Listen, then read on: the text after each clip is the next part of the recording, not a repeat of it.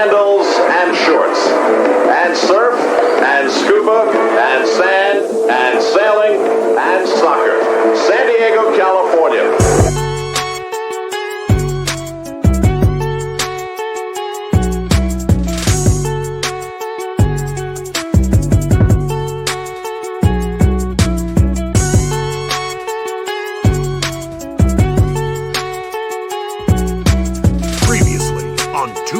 And a mic.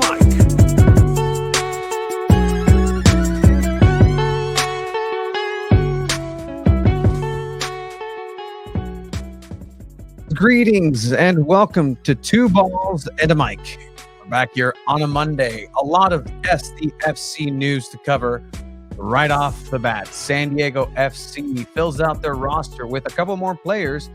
They will not lose by default if they were to play tomorrow. San Diego FC and the expansion draft have met. 3 players selected, 2 trades, allocation money, some acquisitions, and what is next for Coach Mikey Vadas and Tyler Heaps, the bad boys of soccer in the MLS. We're also going to go ahead and touch on San Diego Wave. San Diego Wave also making roster maneuvers, and a little bit of an update on what's happening over on the other side of Snapdragon Stadium. We're also going to have a special guest from NBC, Darnay Tripp. We've been knowing his involvement. He's been getting involved with San Diego soccer. We've seen him at Wave games. We've seen him at SDFC events. We're going to catch up with him. What is it like to see Legacy Media and what they're kind of battling in the growth of soccer here in San Diego? And of course, we're going to go ahead and talk about goals, gaps, and greats. San Diego Soccers are back. San Diego Soccers victorious after much controversy. The brand new arena up in Oceanside. We have Abe in town. Hi, Abe. Hi, Jiva. How you doing? We can do it. That's Abe. All right, that's everybody else. That's everybody else. You still don't know how we're doing. I want to thank everybody in the chat. Thank you, everybody who's been joining us. We are doing a San Diego Punto Football giveaway of the new authentic kit. The kit has been released. Go ahead and start putting your comments, start putting your thoughts in the chat. Get involved with everything and everything San Diego Punto Football. Yeah, we'll give a breakdown of how to join that giveaway. We are doing it in the not next episode, but in 2 weeks from today. Yeah, it's going to be the winner here live in Two Balls and a Mic. Absolutely. It's going to be a live episode of great things. We're looking to do the San Diego Punto Football Awards. Yeah, we've been doing award shows, end of the year awards awards every single year. This year is almost ended the stream. It's going to be no different. Shortest Definitely episode in Two Balls and a Mic history. It's been one of the only recorded episodes because Christmas was on a Tuesday last year, right? Because it's Wednesday this year. We pre-recorded it. That's right. Yeah, we only pre-recorded Two Balls and a Mic show on the 23rd for our Christmas episode next week. That's going to be fun. Episode. And then the week after that, it'll be holiday our episode. New Year episode. Yeah, holiday episode. Yeah. Oh, you mean my birthday episode? Yeah, that's your birthday episode. 34. What the fuck? Oh, man. Hey, you're a Costco guy? What Costco guy? No, absolutely. I like the kit. Clean, classy, good first kit. I mean, again, this is the new We're going to give our opinions on it. for San Diego. Yeah, we're gonna dive in on it, on the kit for sure. And then we're also going to give a breakdown of the players that are now in the team. But yeah, let's dive in on the SDFC soccer kit with events. Obviously, I know, Tony, you like to go in order of how the week happened. Order of operations. But it was a little different. Yeah. It was very different because we had the expansion draft on Wednesday, where SDFC selected 5 players. 2 of those players got traded for allocation money. The GAM and the TAM are off the rails. Oh, wow. These are GAM and the TAM. Look, I just want to point out, you see notes. These are handwritten notes. This is a disclaimer. I am no longer an affiliate of Liga MX. I have completely given up on Liga MX. I will not be watching next season or in the future years. Did you couldn't afford the cable, the package? Laser focused on Apple TV and MLS for 2025 and 2026. No reason. Just want to give my pure undivided attention to SDFC and San Diego Wave. Well, that's anything else is just a distraction. No EPL for me. No, nothing like that. Just MLS and NWSL. All I'm gonna say is EPL. Wow. About time that EPL actually does something good for you, and you abandon it. But the San Diego Yeah. FC roster here for San Diego Punto Football is about to be filled out. Okay. This technology that's coming Whoa. is getting worked on. This is just the preview of what's to come for San Diego FC. Is that what because Snapdragon's gonna look like? They're gonna paint it blue? Like they that? actually, if you want to actually know, they're painting Front Wave Arena blue. They're getting a new Oh. carpet. It's gonna be blue carpet. Okay. I kind of like it. I don't like. I know Boise State's the only one that does it in college football, but I don't mind when you just have a weird color. Don't talk football here, but Ashton Genty got robbed. Heisman talk. Heisman talk. All right. I generally agree. That would be a good topic with Darnay. Maybe. Yeah.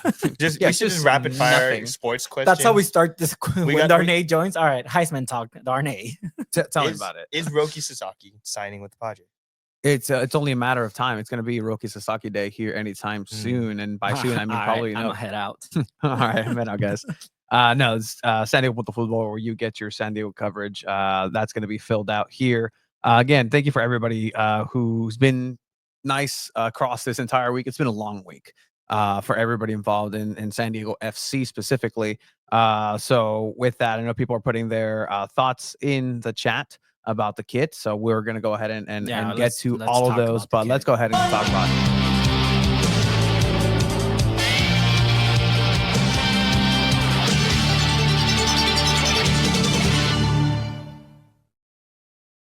And their coverage will continue into the training camp, the Coachella Valley Invitational, and everything that happens with the actual teams. What you're pointing over there, Abe, and right behind you is the San Diego FC kit in the chrome that was released through an event, a series of events over the weekend. But again, we'll get to that. I know a lot of people are excited to talk about how can they get their hands on it. Thank you to San Diego FC for providing the authentic kit for us to give away to our listeners. That's very, very kind of them.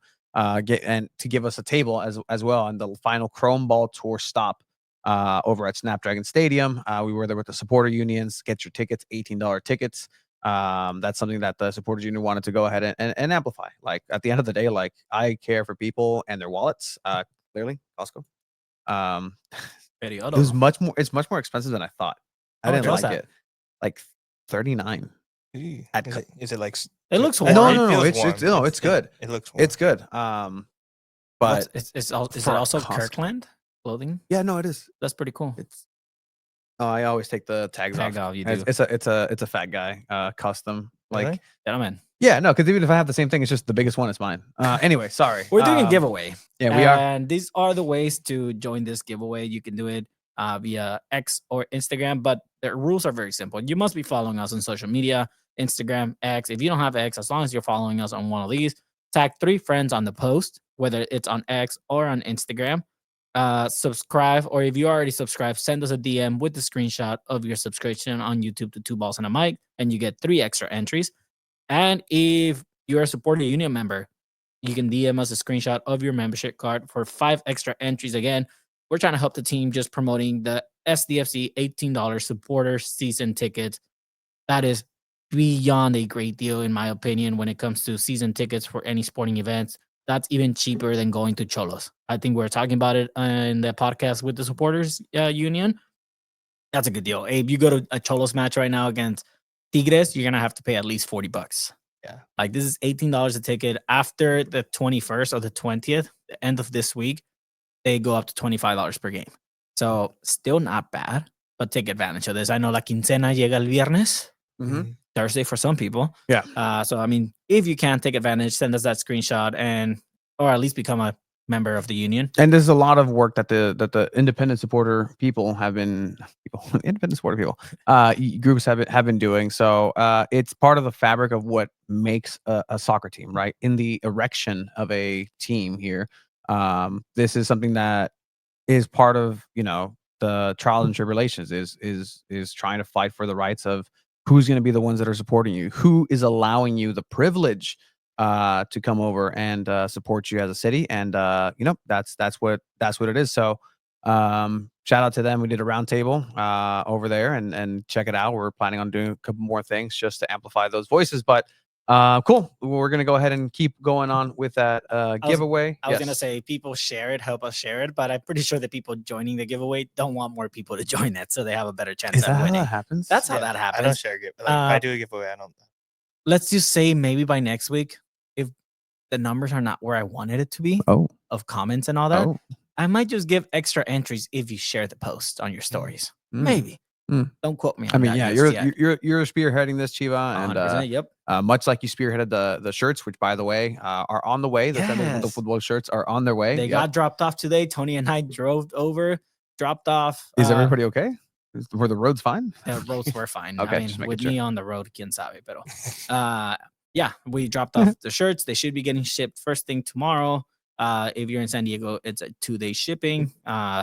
If you're out of the state, it's a 4-day shipping. There's one person that bought it out of state. Shout out to Drew. By the way, speaking of Drew, there is going to be a new episode of Club Deportivo Movie Club dropping. Drew texted us on Friday with Craig Elston as the Oh. guest. That's your Mr. boy. Crossing streams himself. Did you know Yeah. that? I had no idea. Like Craig Didn't mention Craig didn't anything to you? mention anything at all. Actually, I did. You were just with them on commentary with him Saturday. on Saturday, This and is exciting. spent some time over there on the Golazo Network. You know, as we do. The movie that they're going to be watching is Victory 1981. Okay. Victory 1981 Never heard with of that movie. Sylvester Stallone, I believe, right, Tony? you've never heard of Victory? So I think the way it was Sylvester described to me Stallone. is kind of like a longest yard soccer version. Okay. Pele's in it, I believe, right? Yeah, Pele Nice. is Pele. Are you saying what right now? This is so. So you're telling me Rocky movie that's not about boxing? Yes, and Yeah. not only that, he's in the movie about soccer. Like What? It's a yeah. You've They never have to seen play this for one, the huh? well. They have to play a game against like the guards. So the longest yard, but Well, the longest yard wow. copied this movie, all right? Okay. Well, there was an original longest yard. Hey, Hey, hey, it's hey. ¿cómo se llama? Oh my God, Alfred and the That is Dark Knight. Alfred, Yep, yeah. absolutely. Wait, Introducing. who was that? Who was That's that? crazy. Who was the one before that? Max Blatt. What? Hold on. It It was Sounds like one of the new SDFC players. Oh, Starring Sylvester Stallone, Michael Caine, Hey, Max von Sydow, Max von Sydow. and introducing kinda red. Pele. How'd you like to play You understand? against the Germans? How would you like to play as the guys are literally just dominating the ball? Like, all right, but that's coming down. Craig Elston is the guest, along with Cesar H. Football, Cesar Hernandez, ESPN writer, and local Wisconsinite. Club Deportivo Movie Club. It's dropping this Friday again. But yeah, all right. The soccer jerseys. SDFC dropped their kit, gentlemen. Just straight up, yes or no. We're gonna dive into it, into more details and all that. Did you like the kit? Mm, Abe. I Yeah, think Abe, I I don't like think we've the heard kit. you. I'll say it's a solid first kit. It's clean, like it's sleek. It's a lot cleaner than I expected. Like the actual like threading on it, I guess you could say, is like looks cool to me. And it's just I don't know. Like when I was younger, I didn't wear bright clothes. When you see like a nice navy blue shirt, sometimes it's just calming to me. It's like okay, you know what? I can wear this anywhere, and it feels nice. Like someone actually stopped us when we were walking out of the event on Friday. They're like, "Of the podcast." So shout out to whoever that was, right? That happened. You were yeah, there. no, yeah, That was 100%. crazy. We were just walking to the car, and then he's just like, "Oh, you have a podcast?" And he drove by, and we were like, "What the-" Did Tony have like a minute conversation with the guy? "No, Ah, nice. no," because he was driving. Has it by. happened to you where someone just approaches you Yes. and Tony starts talking to them Would and then they just have a conversation and then Tony's just thrives off that conversation? Has it happened yet? yes, Because you hung out with this It- man this- Friday morning, this like all day. happened. There was no conversation that he went from a conversation would walk next conversation like, and I would just be like, huh. I would enjoy. Welcome to my life for the It's last okay. 5 years. It's okay. Abraham. Sometimes you join the conversation, you meet new people. Sometimes you're just like, I'm just gonna look around, pretend I'm looking at these shorts that are like $40 at the 18 Thread store. Like, I'm it's- sorry, guys. It's okay. I'm You're a sorry. famous person. We No, appreciate that, and you're good at no. showing the San Diego Punto Football brand. And Yeah, we love I that, like being right? an ambassador. I like talking to people. Tony's and great at it's- networking. it's- That's no secret. He Yeah. tries off it. I've seen him do it for the podcast. I've seen him doing at the Y. waiting for the afternoon event at the kit release event. Right, we was with you in the morning. We got some kava, excellent stuff. But then after we met with somebody at Novo, and it was just the three of us just waiting there, and then the kind waiter just came in. I was like, all right, you know what? I will Yes. buy a beer. Right, I'll buy a beer. And He kept persisting. Like he was very good- insistent. good And I'm like, you know server. what? Here you go. Yeah. And so I've had like one of my first beers in months. But then after, like, the guy was like, oh yeah, like, you guys, I just asked, like, do you guys like the soccer team? You this? I was like, oh well, I'm Brazilian, half Portuguese. I like Santos. He talked about Neymar. I was like, oh, cool. And then, like, found myself in like 10-minute conversation with the guy. I'm like, Yeah. I hope there's good thing there's no other tables, because you'd be fired. But 100%. any case, Tony, did you like the kit? San Diego FC releases their brand new kit with Tony, the did you promo like the kit? pack. As you see, Chucky Lozano. Answer the question, yes or no. Tony, did you like the kit? Yes Everyone, or no? drop it in the chat. Tony, did you like the kit? Yes or no? Drop it in the chat. Come Okay, on. we can't No. say it's dead air. Oh, Tony did not like the kit. This is not a trick question. There's no right or wrong answer. There- It's based off interpretation. Why didn't you like it? Because then that would be saying that I am for that. I'm like, yes, like, awesome. Like, it's harmless. It's not bad. I think I'm more with you, Abe. Like, it's a good start. If you ask me what my favorite kid is of all time, it's not the guy here at all. But my all-time favorite, and I actually caught up with Mikey Vadas, and I asked him, and we had this conversation after. I'm like, hey, what did you think about the kit, Mikey? He's like, oh, well, it's elegant. I like it. I'm like, what's your favorite kit? Like, what's that like? Well, I like the Chilean national team. I'm like, cool. My favorite kit of all time is the 2002 Brazil blue kit. You ever seen that one? Basic, very Big? Clean, elegant. I- That's elegant. Yeah, that's elegant, but it's Good like night, simple. with the crest in the middle, right? Here, let me just throw that on there. Oh, okay. That one, That right one. there. Yeah, let me just. It needs to be seen. Yeah, check So, the mic. like, this is my type of kit right there. Nice, classic. Blue's my favorite color. Looks like Chelsea. It does look like Chelsea. Maybe there's a correlation there, right? This is a similar kit, right? The accents of color that we're told represents San Diego is on there, so that's a nice little flair on it. Maybe a little bit of texture. What I do know is that this kit was pretty much already set and planned before all the actual imagery of SDFC was even going to be a thing. Much like San Diego Wave and their uniforms first year, it was not a bespoke kit. It was a kit that was pretty much predetermined way long ago. So it's almost the same situation here. Some early versions of the kit actually did not blend the front well, where from red to blue, that yellowish part, or clearish part, was more purple, and they just couldn't get that right. So they were going back and forth with that. The leaks that were out there were a little bit bare, right? They didn't have the DirecTV. It didn't have the not Climacool, but like all the little Adidas details to it. details, right? Like, that's different. Yeah. And the numbers on the back kind of make it look like a kit put together. It does pop. I don't believe fundamentally that a piece of cloth that is made in a factory where somebody's not being paid anywhere near what you're saying it is. And again, right? Fuck, like, sure, but that's not worth $100 something. And that's just fundamentally me. I go shop at Walmart. Some But again, static. like, People are letting it's us know fine. in the chat there's staticky going on. Static. Thanks for letting us know. We'll try to fix that right now. Absolutely. Will do. Let us know if it gets fixed or not. I'll try to check on my computer, Tony, quick. Yeah.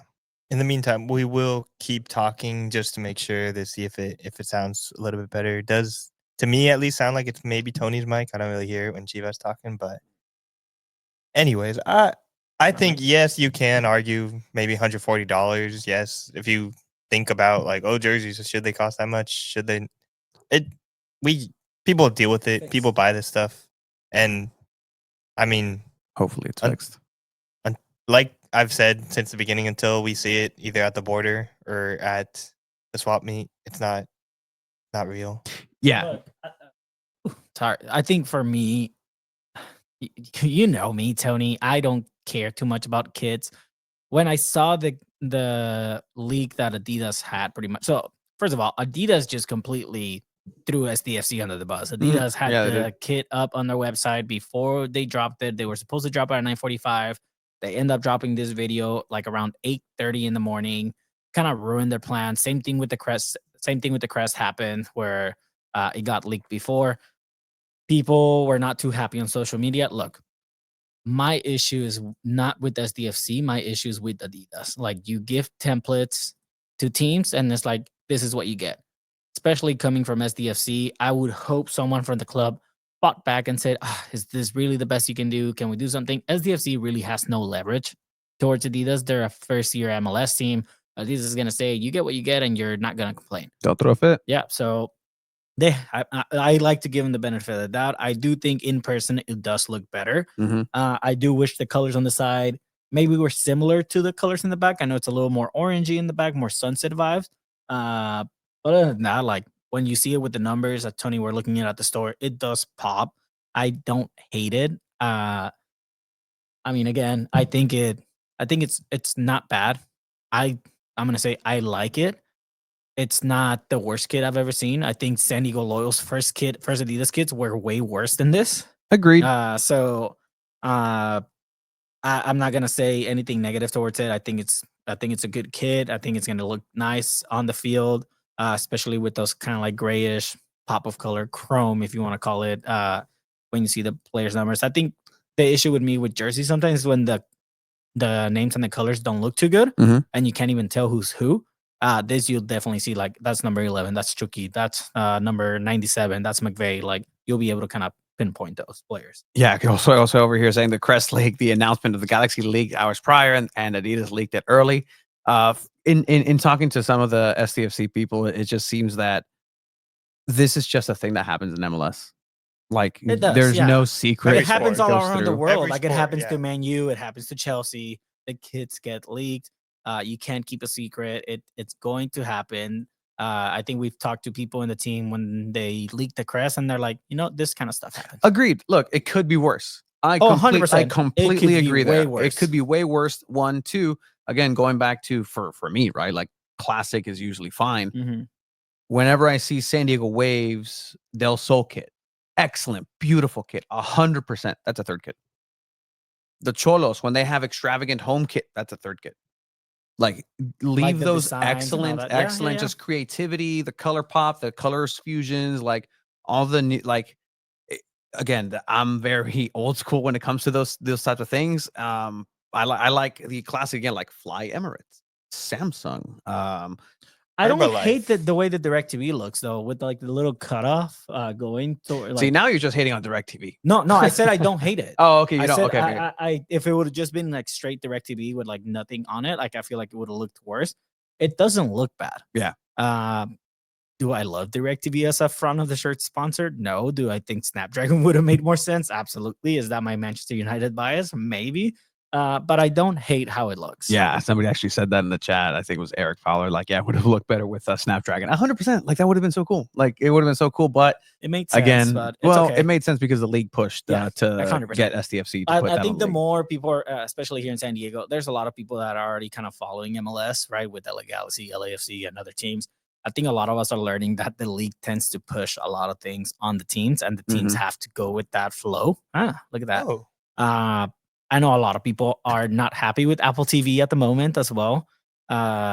So it'll be interesting to see what happens. I mean, they just changed kind of like the formatting for Leagues Cup as well, where it's not going to really interrupt with the Liga MX, which, I mean, I personally shouldn't care because I'm no longer watching that league. lower level soccer. Well, Gosh. like it or not, whether people liked it or not, it broke the record for the most jersey sales for inaugural team in a 24-hour period.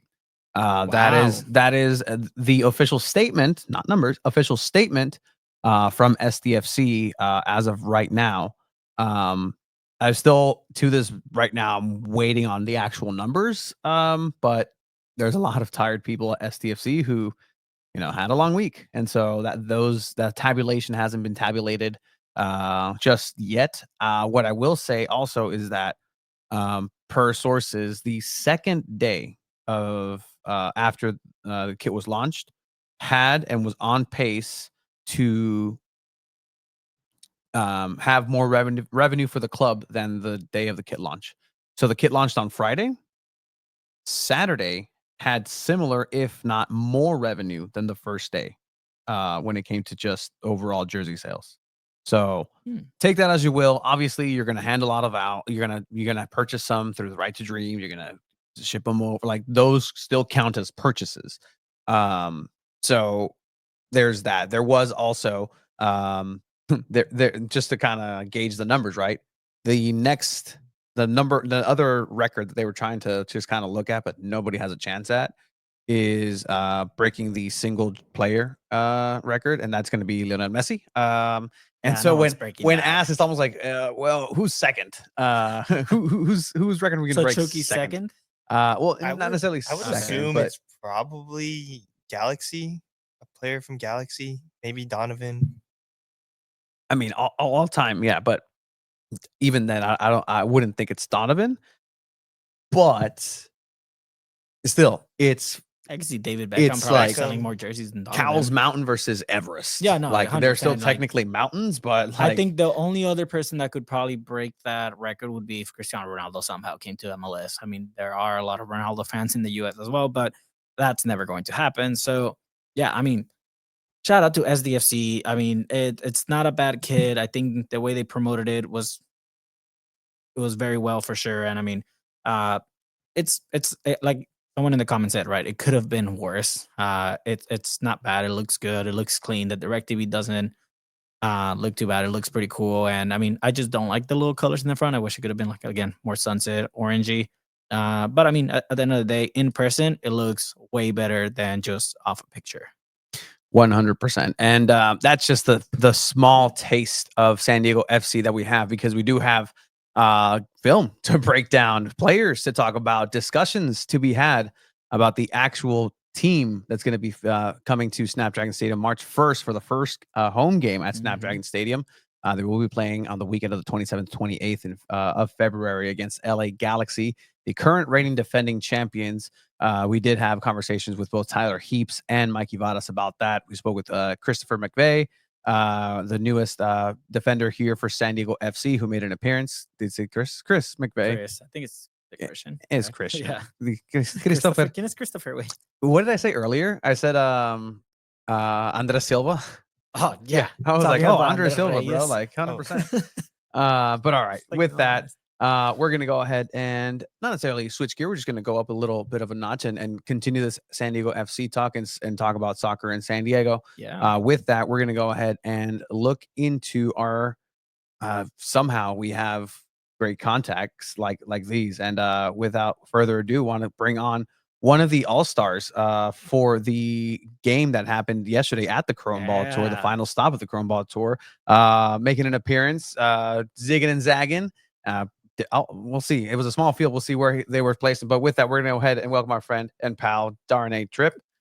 Señor Darnay, how are you? I don't know how great of a contact this is, but I'm glad we were able to make this happen, and I appreciate you guys having me on.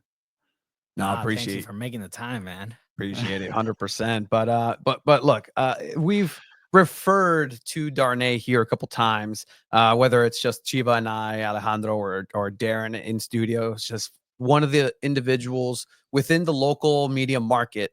And I don't know what the technical term is within the biz, right? Is it legacy media, or we're just media, right? Right, just media.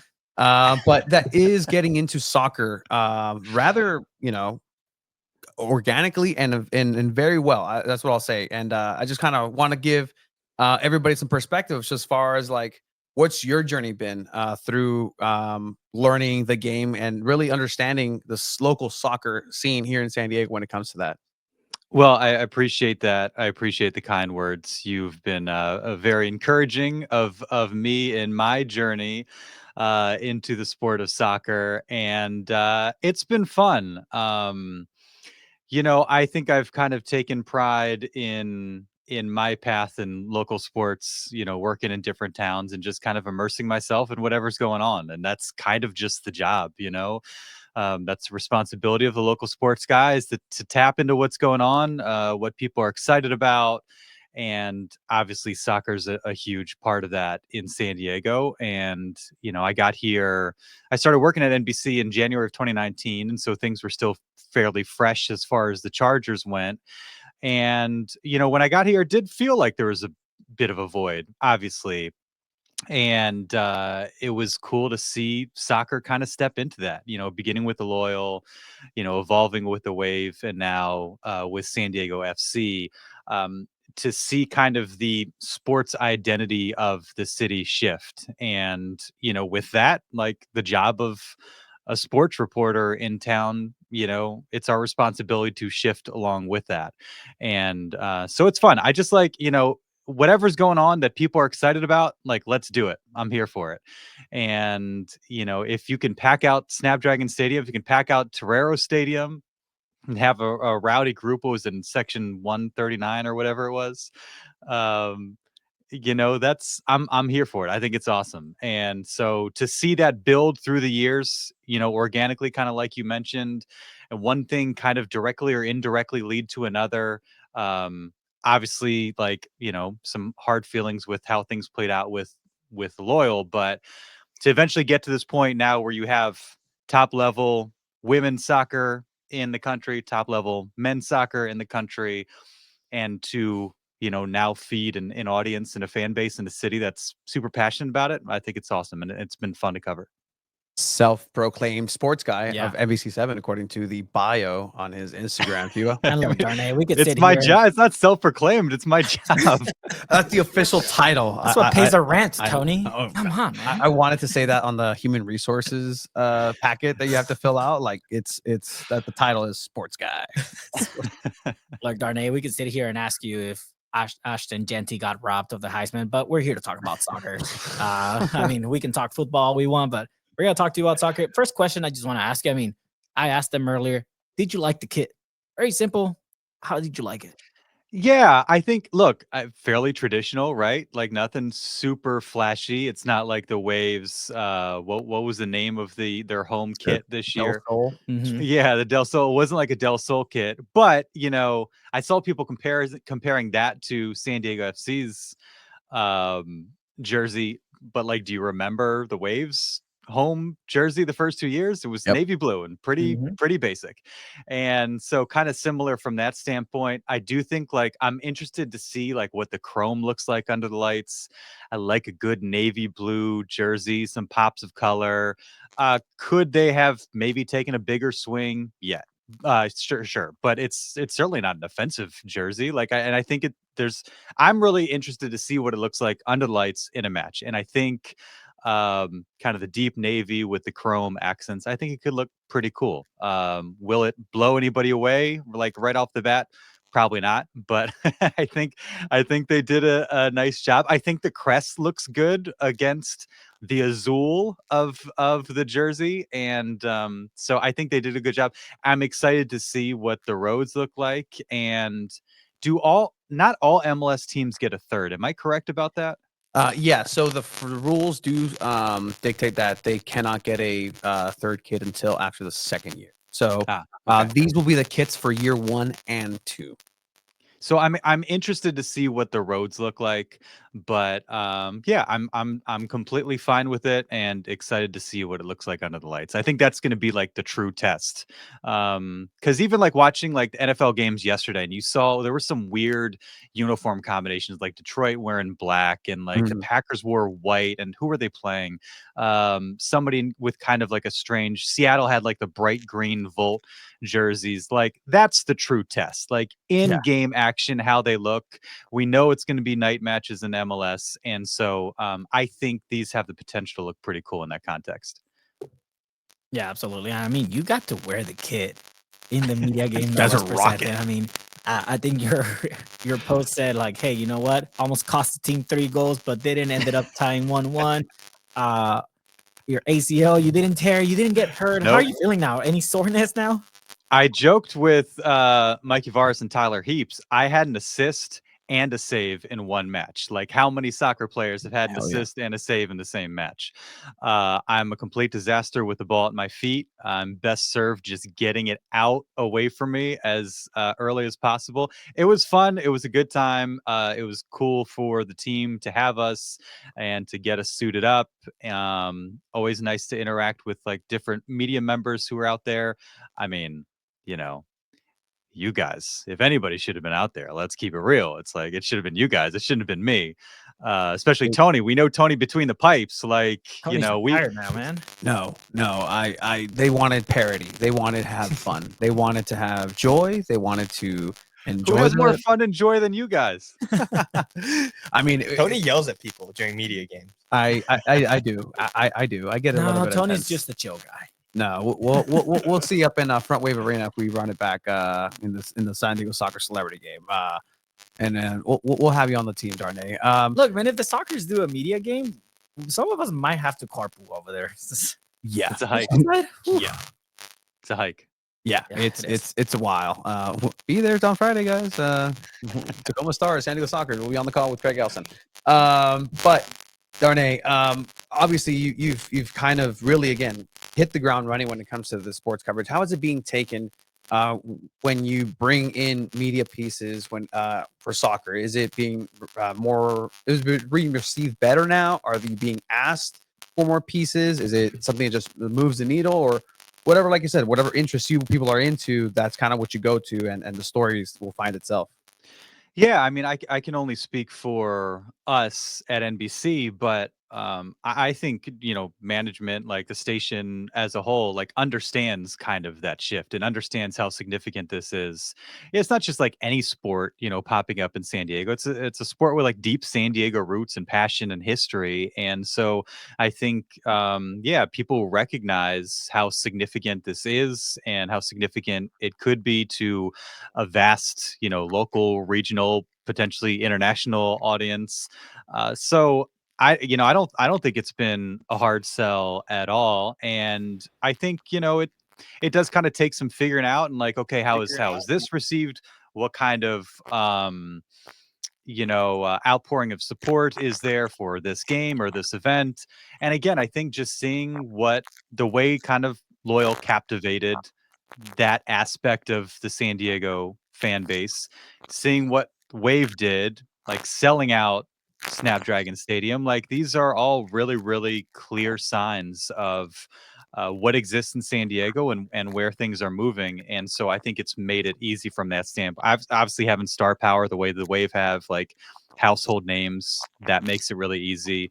And the top level of soccer, men's soccer in the United States now as well. So it doesn't feel like we're covering some like niche thing. It feels like it's natural. It's San Diego. It belongs here.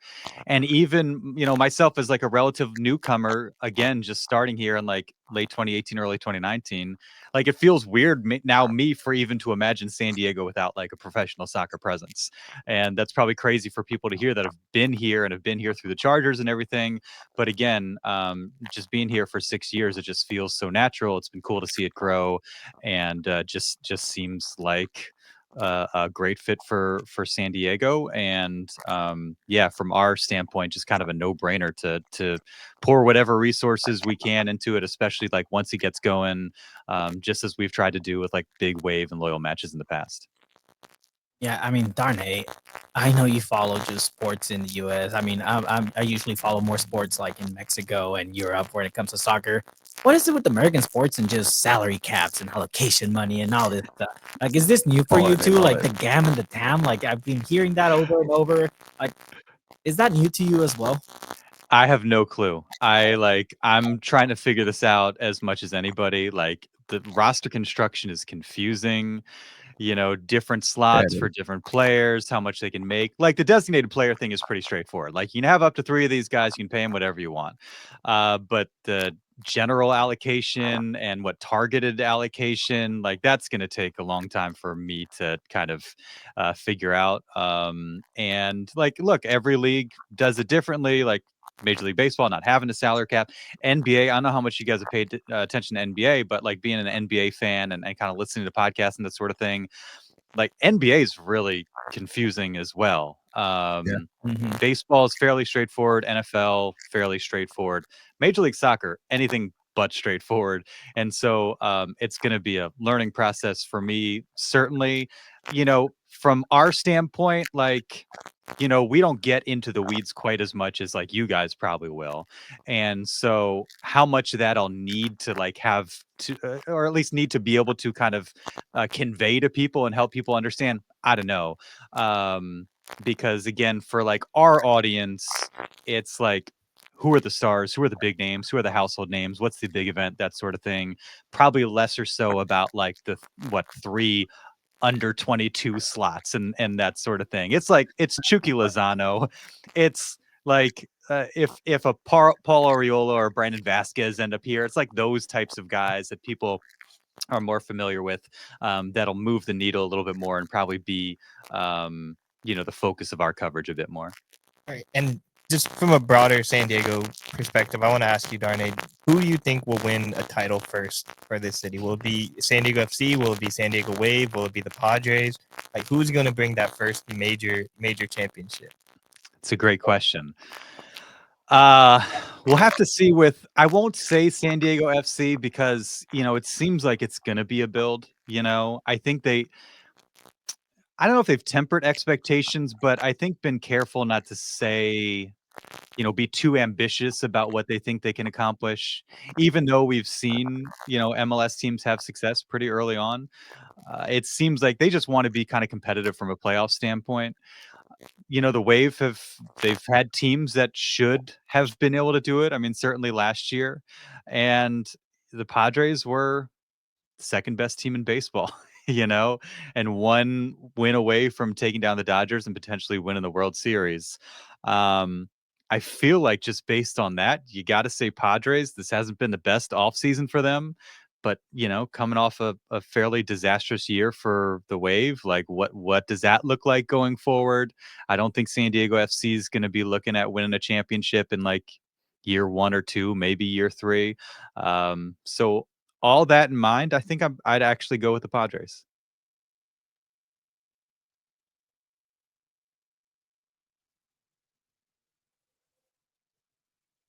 I think you guys are muted on my end. Yeah, we are. There we go. And it's all good. That's how we Oh, do there it. we go. Rock and roll, baby. It's punk rock. It's what we do. But obviously, you're taking in the sports in a major league sense, right?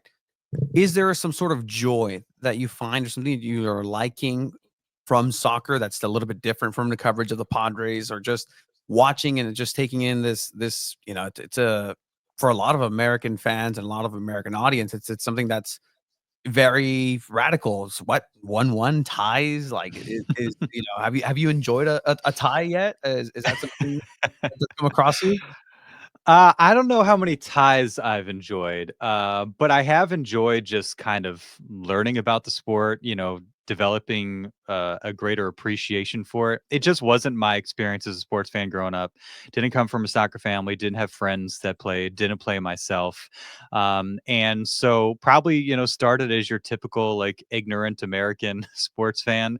And so, delving into it a little bit more, learning about it more.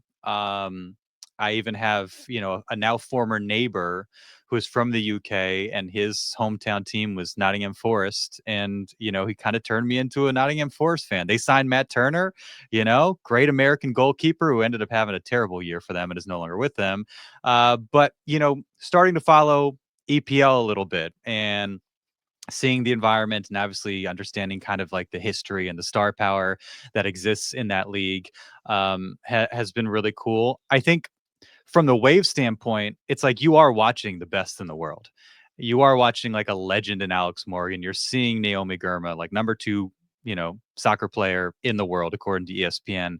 That's been really cool. And to see, them, Jaden Shaw, get a chance to play for a World Cup, win, Olympic gold medal. And I think, and obviously a reason why they've kind of captivated the fan base here is like you are seeing the best in the world, which is, a rare opportunity. And so I think just like learning a new sport a little bit more and getting a better understanding has been kind of a fun exercise. And it kind of comes with like, again, that sort of comes with the job. Like you can watch football, you can watch basketball, you can be a fan your entire life, but it is different, as you guys know, to cover it and to interact with coaches and athletes and to learn the game at that level, to have a better understanding of like what makes an athlete great, what sets them apart from their peers, and to have an understanding of the sport that goes beyond just kind of what you might have as a casual fan, somebody that watches on the couch. And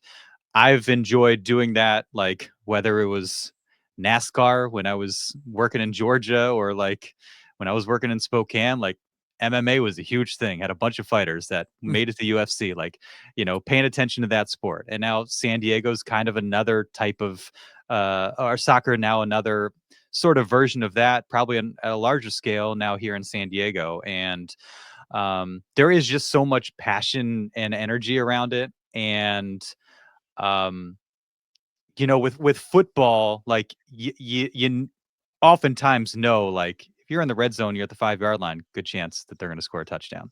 Like baseball, Fernando Tatis Jr. is at the plate, oh, he has a chance to hit a home run.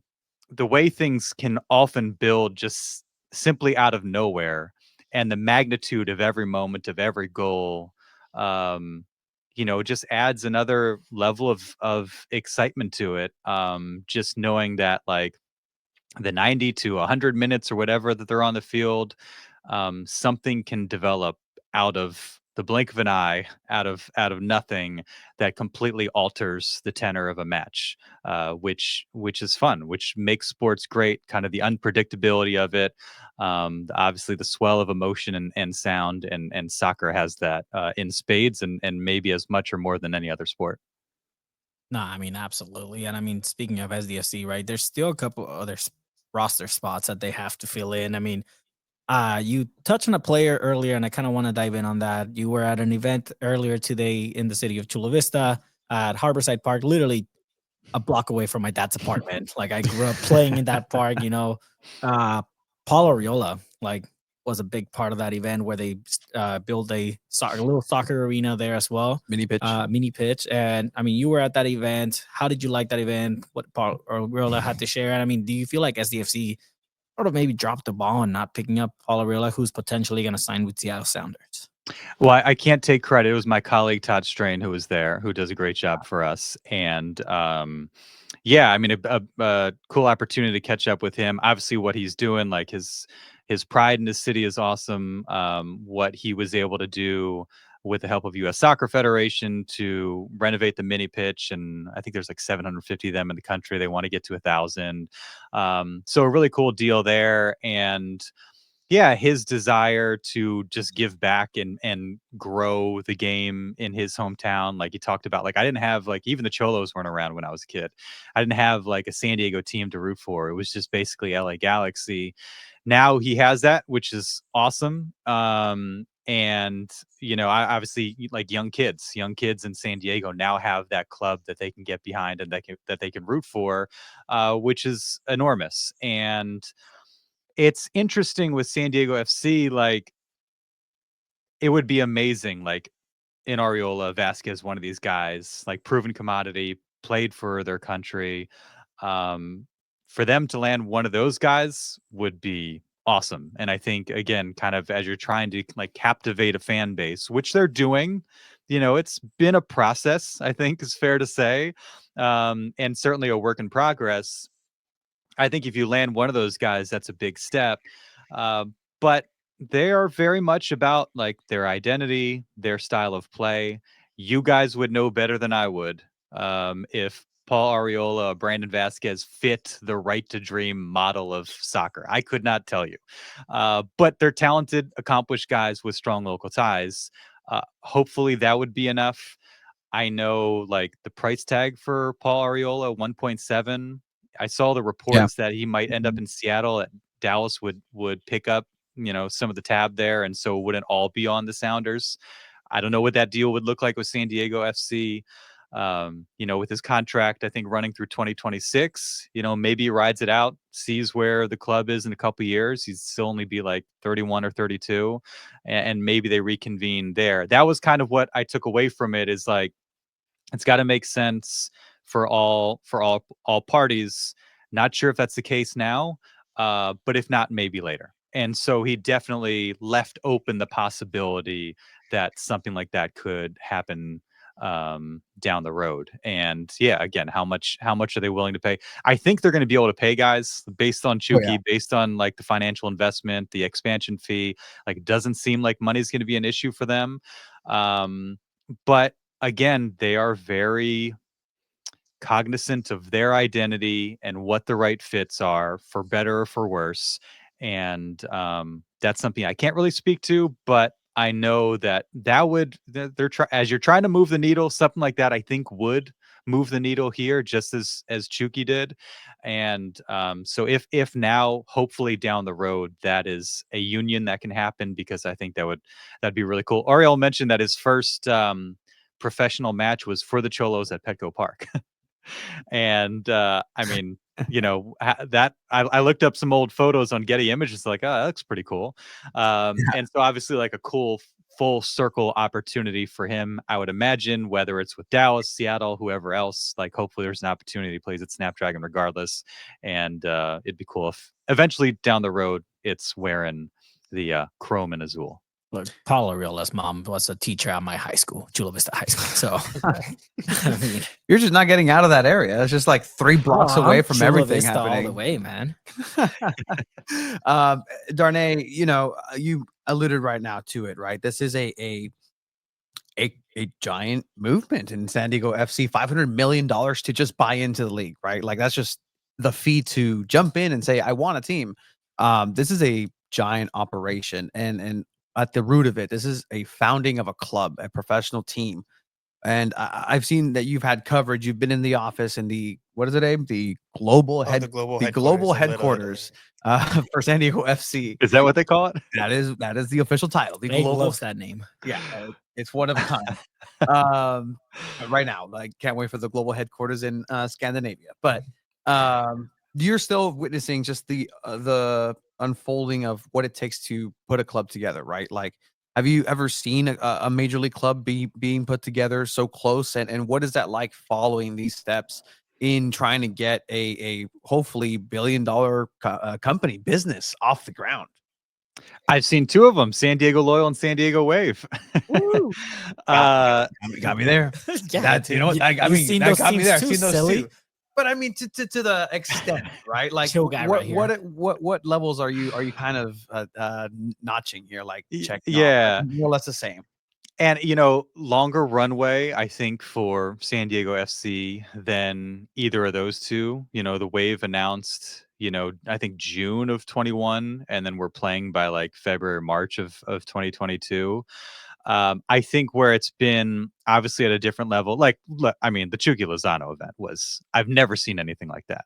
And I can't even think of many examples of that in American professional sports. Like, I think of when LeBron joined the Miami Heat. That was insane. The whole event, the famous not 1, not 2, not 3. I'm sure Messi in Miami, like, I might have just missed that, but I'm sure that was enormous. but that's just you just don't see that, and we've seen major star power with the Padres. We saw Manny Machado show up, we saw Juan Soto show up, all these guys. Didn't see 10,000 people at like the coolest venue in San Diego, a concert. And then just the scene when he was introduced was just bananas. So a different scale from that standpoint. All the community stuff, like certainly different, like the Chrome Ball Tour, all the different things they're trying to do to kind of tap into the community, to get people familiar with them. Um, even like the jersey release events, all that. Like again, clearly they have money to spend because they've got DJs, they've got food, they've got all the 18 city tour and everything that they're doing.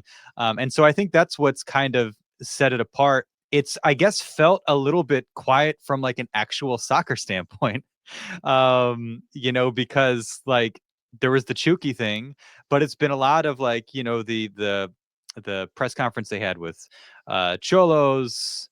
There was when they had Yeppe and Marcus from FC Nordsjælland here, but I think we've all kind of been waiting for like real like soccer things to happen. And obviously the expansion draft is a step in that direction. They're going to have the super draft. They're going to add another DP, and then we'll see them, on their practice field in Singing Hills here in less than a month. So it's been a slower, kind of more gradual build. Obviously the scale is on a different level. But all along it's felt like all these kind of ancillary parts of the project.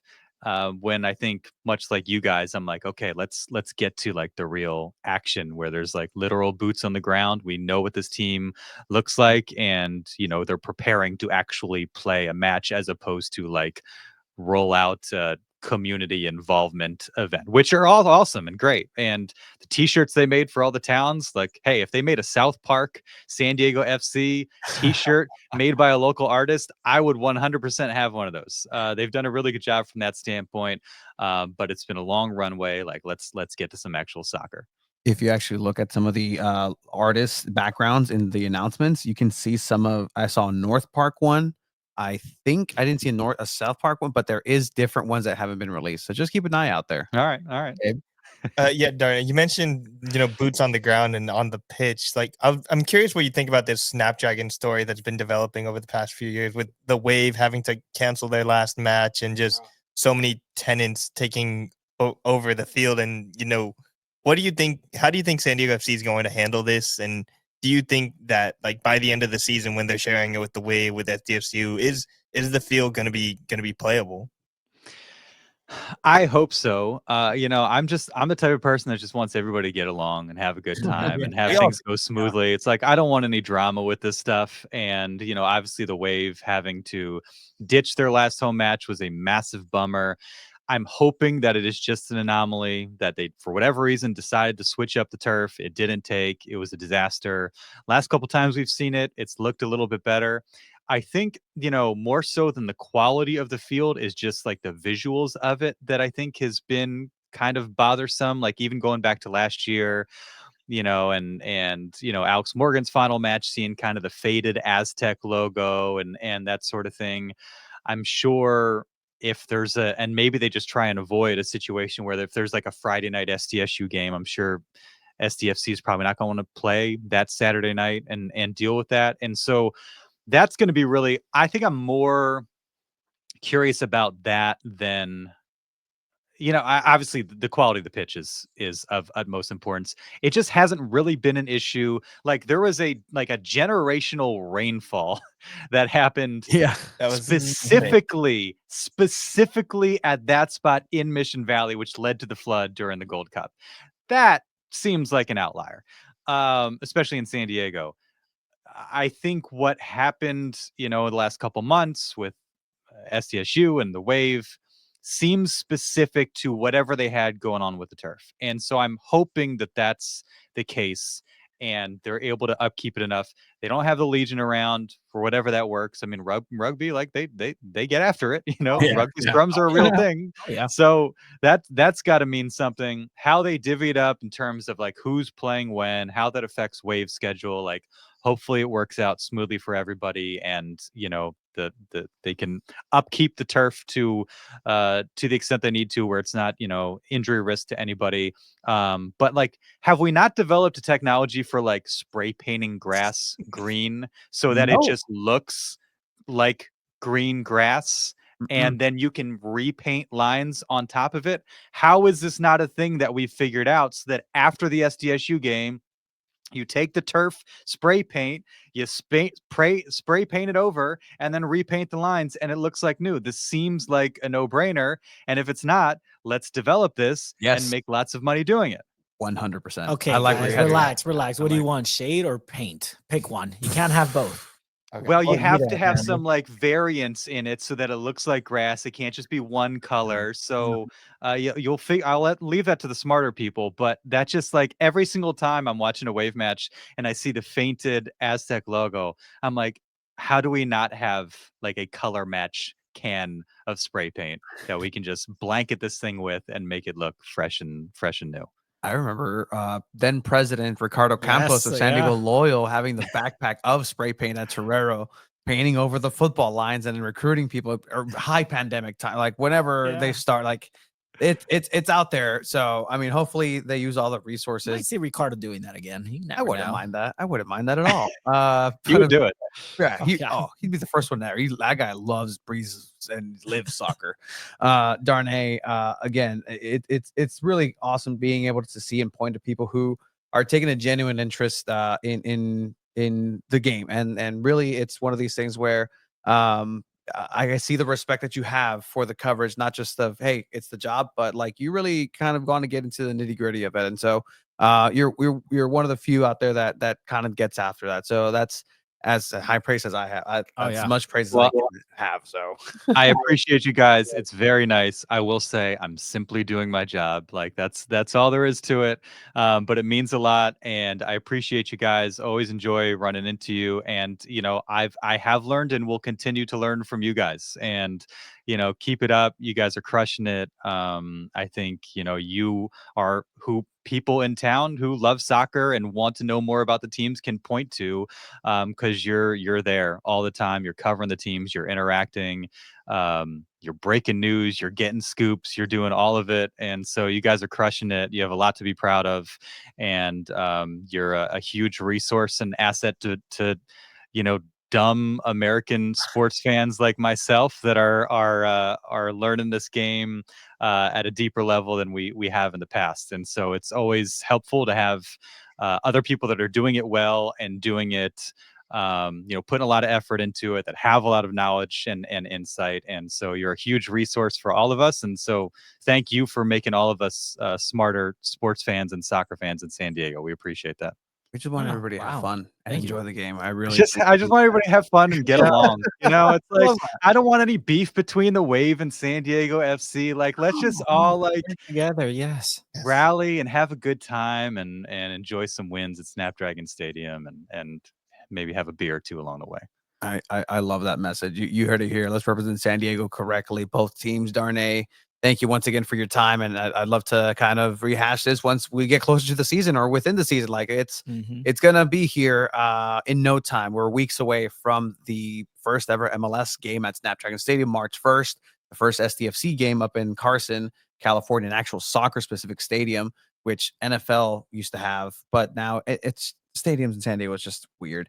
But Darnay, whenever you need and flip that NBC over to Telemundo and you need a Spanish question, you let me know. I will. One of my favorite things, it's Todd or Darnay because they flip it over. Yep. I just Spanish. Gotta All put right. the mic. I love that. I love that maneuver. Darnay, I mean, is there anything you want to talk to the people about that you have so you can be on the lookout for? Oh man, I don't potentially nothing that we can really get into now, but we've gathered some things, San Diego FC related things, and hopefully have a chance to kind of roll them out, once we get a little bit closer. So it's been fun. Vicky, the fine folks there have hooked us up and made sure we've had a chance to kind of get acquainted with all the key figures. And so I'm sure you'll see more of that as the time comes. But yeah, just excited. NBC7 Sport Trap on Sunday nights. If there's a big thing going on with San Diego FC or the Wave or Cholo, hey, Cholo's highlights ran some playoff highlights. That was fun, So we try and cover it as best we can. So yeah, we'll see what's on the way. Can't wait to see how it all unfolds in the coming months. Absolutely love that, Darnay. Thank you Thank once you, again for Darnay. your time. We'll definitely want to see you here once again at San Diego Punto Football, 2 balls at a mic, and we'll let you enjoy the rest of your evening. Anytime. Thanks for having me, guys. Appreciate it. Have a good one. All right, that was sick.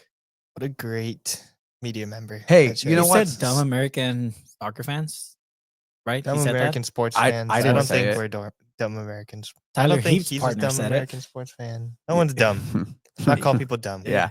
Sometimes you just gotta let the little guys have one. Just bring them on and help them out. Like yeah. it's just what we do. We help the community and we're really about it. So I wish all what was it? And NBC? Telemundo. Telemuns? Got it. Teletubbies. Well, be on the lookout for that. Thank you, Darnay, Not for us trashing coming in. NBC right It's now. I not, love this. it's not. We're not NBC trash. NBC We work together 739. with everyone just like SDFC and San Diego Wave should too. Why can't we have a carne asada crossover with kombucha? Okay. Right? I'm down. Abe's like, okay, that sounds like a great Kombucha. time. I'm not a big kombucha I guy. don't like kombucha. Then at why- So why all. would you say kombucha? Well, Why? Wave have a kombucha with Novo. Oh, Gosh. we Wait, don't have to kombucha? drink we can have everyone can drink whatever they want to drink. If you want to drink water, if you want to drink soda, if you want to drink a beer. Yeah, some everyone- people don't drink alcohol, like Tony. yeah, no. until you get pressured. until I get pressured at Novo Brazil. By a Brazilian. Yeah, no. Oh,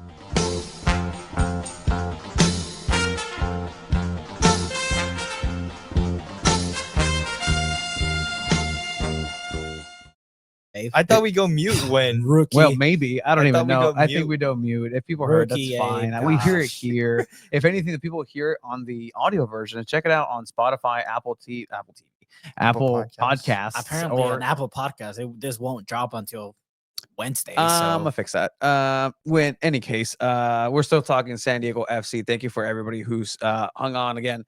We want to hear your thoughts throughout all of this because, as we mentioned, Darnay was out there. We were out there. One of a couple of media outlets out at the expansion draft at 18 Threads, which is the first opportunity to really see a bulk of the San Diego FC players / depth / bench that would potentially come over to San Diego. So let's talk about it. This was last Wednesday at the 18 Threads guess merch store.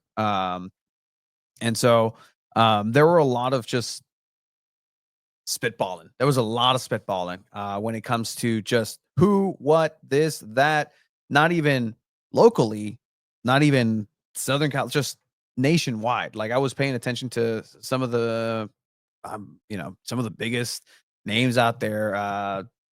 Tom Bogert, like he openly admitted, was like, well, anything can happen, which is true. The official MLS page also had like, this is who they should be looking at. Got absolutely nobody that was on that list.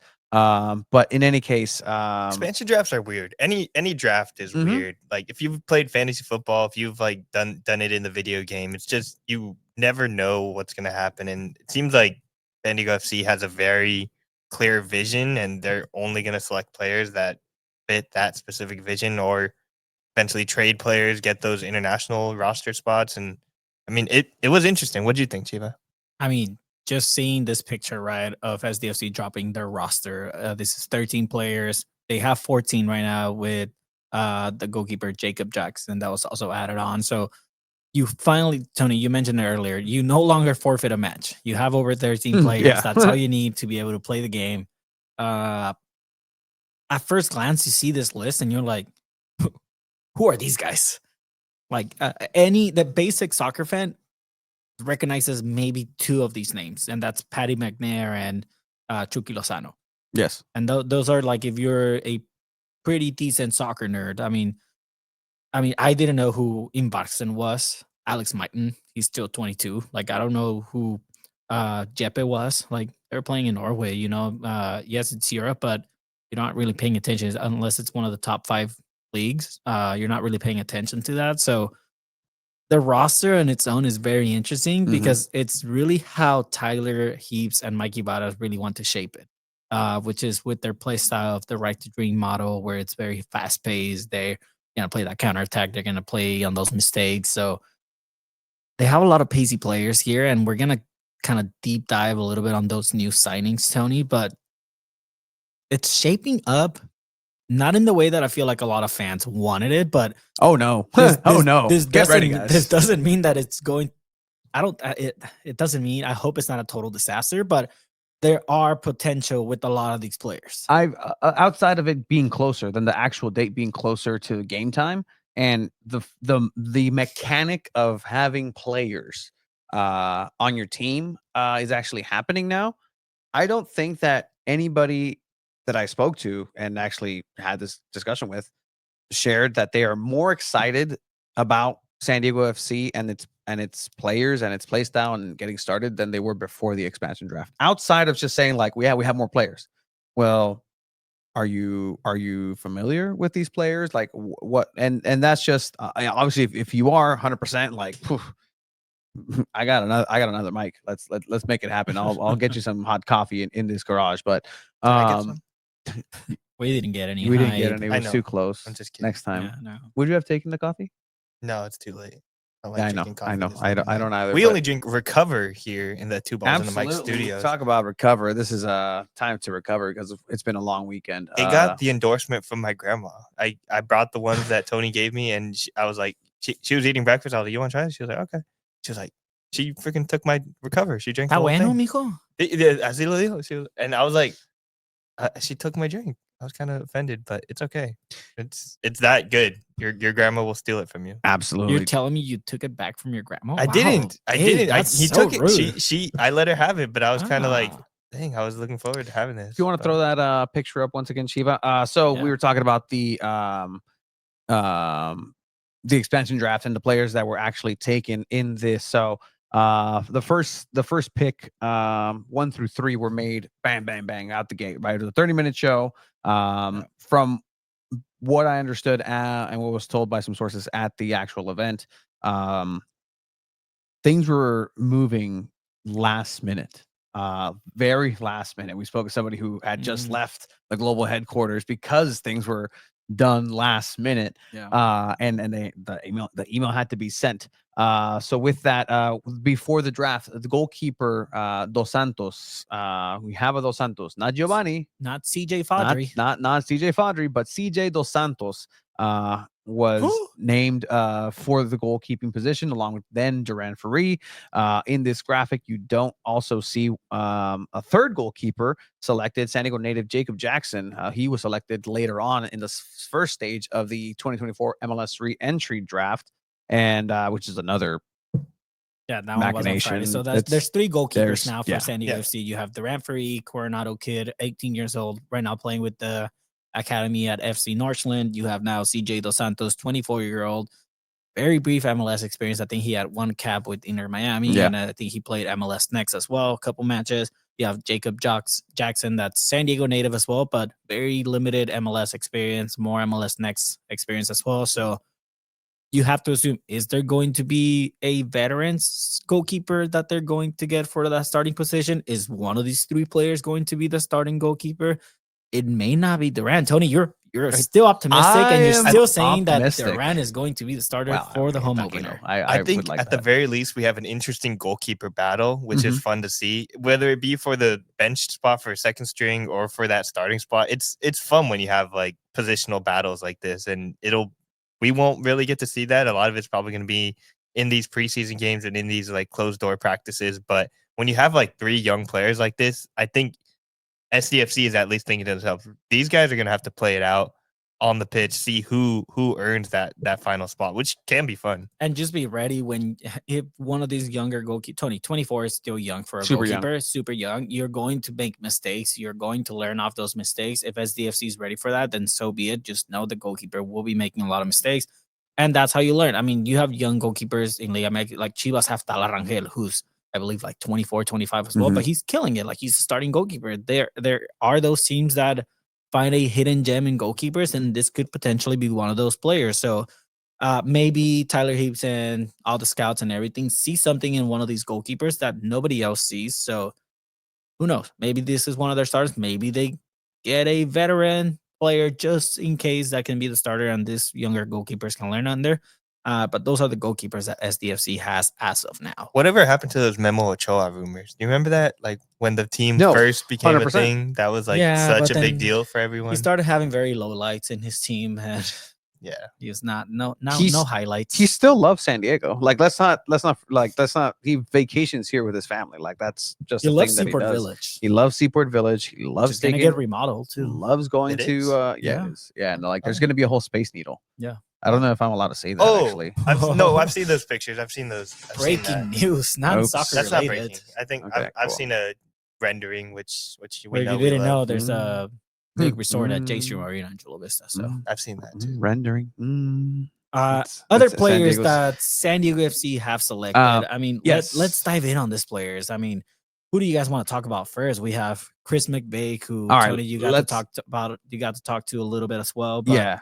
who So do you guys want to talk about first? Let's do a little bit of order of operations here. So it was actually announced the first selection was Heine Giklink Bruseth, a Norwegian player, a young lad, had time in Orlando, but they had a playoff run, so he didn't see a lot of minutes here in the MLS so far this last season. So speaking of scouts, right? The Norwegian actually plays over in Scandinavia.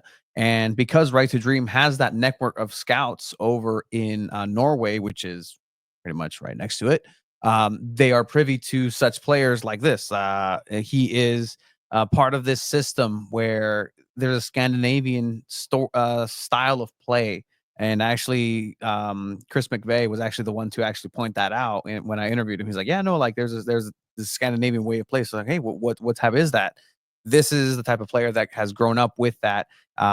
Speaking of the Right to Dream Academy, that's what they have to adapt to. We're going to see a lot more FC Norseland influence, in the first team, as opposed to maybe Ghana's Right to Dream or Egypt's Right to Dream come through that. I did also hear that the Milan Orlowski thing might not be happening. What? Yeah. Interesting. At least Hit for the right button, hit the button. now. That one? I Okay. like that. Yeah, I like look, it too. this is the highlight that I could find from this player of a goal that they scored in the team that he was playing as well. So, I mean, he's a center midfielder. He's good on the ball. He has a good shot as well. But, I mean, you see this first shot with the lefty, bottom right corner. So, you know, he's a player that is only 20 years old.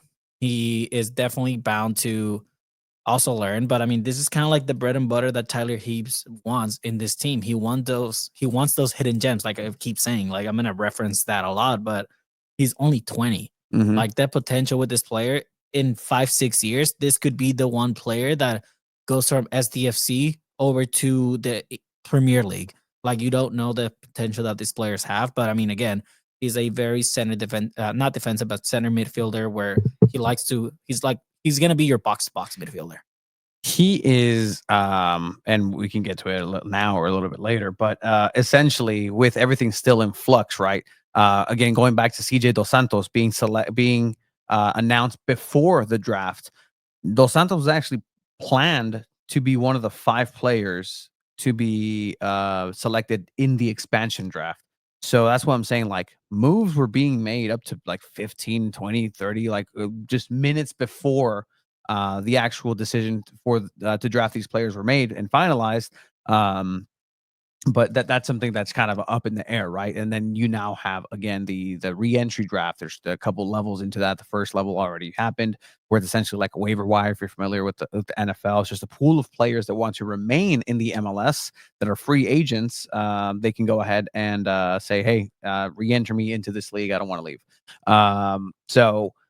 With that, the second player was then selected for SDFC, and this was Hamadi Diop, another young player with MLS experience over in Charlotte, I believe. And I mean, he was the #1 pick for them in the 2023 Super Draft. So correct. Played in Clemson, I believe. He was the captain there. He's a solid center back, as good as it gets. He is definitely a player that is going to be more of a rotation. I don't think he will be starting over another player that we're going to talk about, who is Andres Reyes and Patty McNair, who potentially will be that center back pairing, unless We'll get to McVay Reyes. also plays in that, and they play with the 3 center back line. But Mhm. Diop is definitely another one of those players that has potential, right? He's only 22 years old. He's still very young. He has MLS experience already. He has that college background with Clemson, who's one of the top colleges when it comes to soccer as well. So definitely very well. He can definitely shoot the ball. He was the penalty taker at Clemson. There he shot free kicks as well for Clemson. So Mhm. he has a really good left foot for him to be a center back. So I mean, I'm pretty sure that's kind of like some of those things that they're definitely looking at when it comes to picking out these players. Like, who can we have that could potentially surprise a team when it comes to a set piece play? Yeah. When it comes to a penalty shootout or something like that. So having him is definitely a big win for San Diego FC, especially like Tyler Heaps has said, they're trying to build something for the future as well. They're not just trying, yes, they want to compete right now, but they're also building something for the next couple of years. And it's again this very ambitious project. A little bit to backtrack, right? I was going to say that because moves are happening like really quickly. We saw it also on the San Diego Wave side of negotiations. We'll get to San Diego Wave and some of their roster moves here in a bit as well. Is that ¿cómo se llama? Bruseth is going to be that box midfielder, which is kind of like that replacement slash potential player instead of Guti Gutierrez. Yeah. So, I mean, sources pretty much here we go. indicated with that. That was Look at going that. to be a big signing for San Diego FC. The alluded best friend of Chucky Lozano coming back to play with him once again. To our understandings, Chivas have their players at a very high price tag, which is completely understandable since when Chivas tend to get players from other teams, they have to sell them at a higher price point as well. To our knowledge, that's no longer happening. Yeah.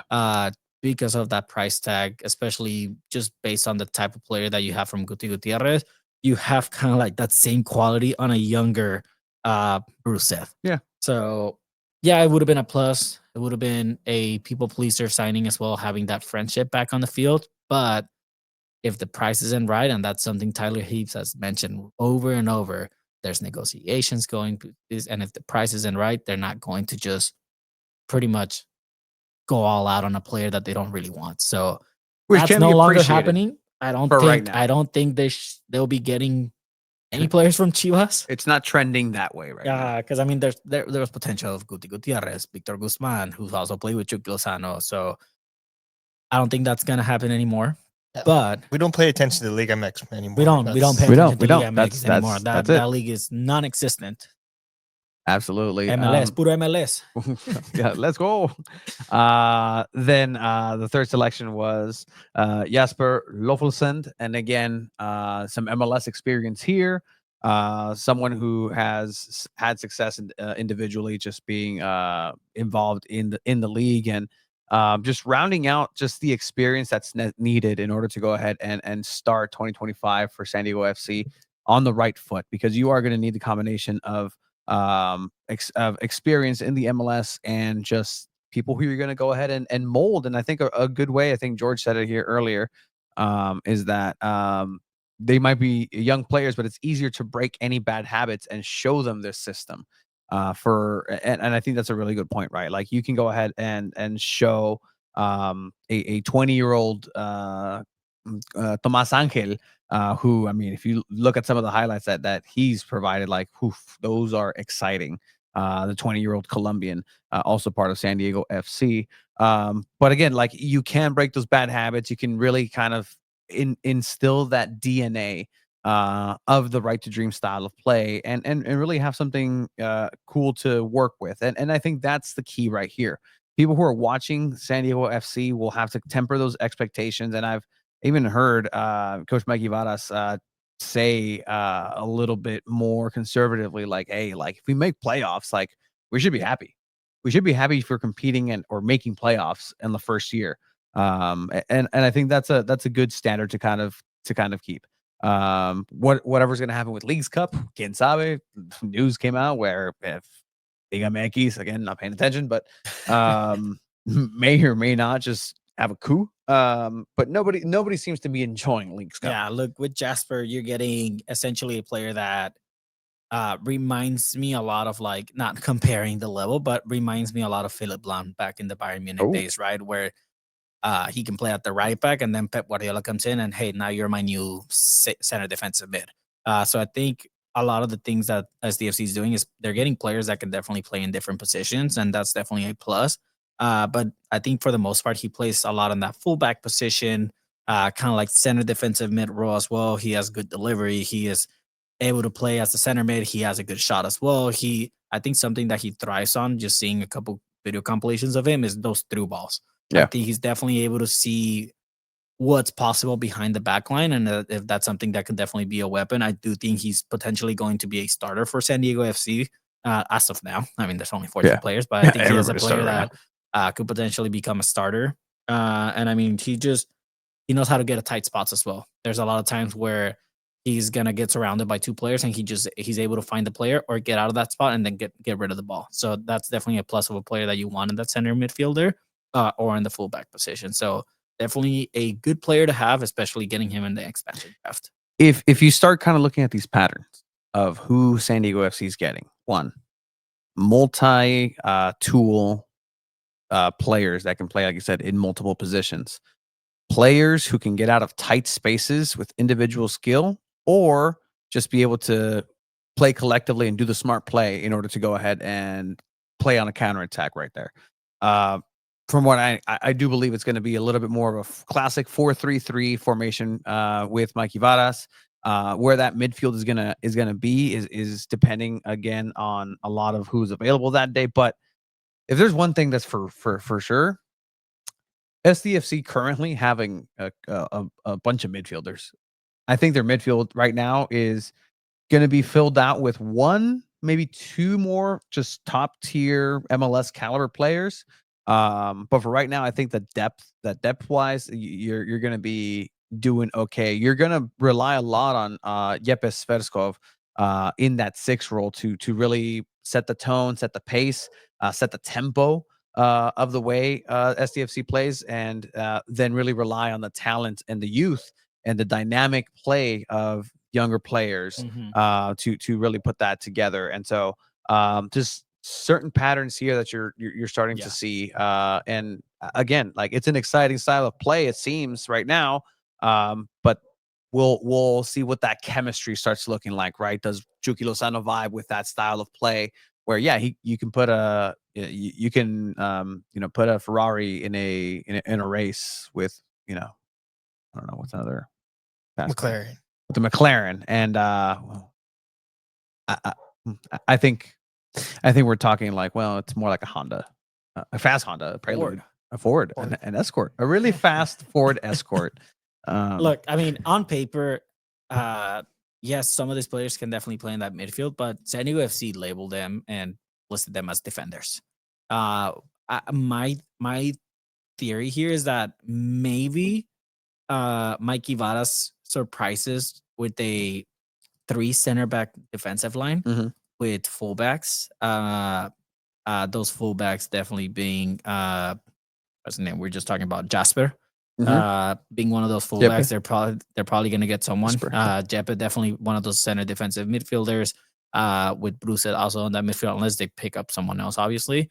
But I wouldn't be surprised if we see a 3-man center back line with Patty McNair, McVeigh, who we're going to talk about as well right now, and Andres Reyes as well, who we're also going to talk about. Those are two solid, experienced MLS players that they also picked up.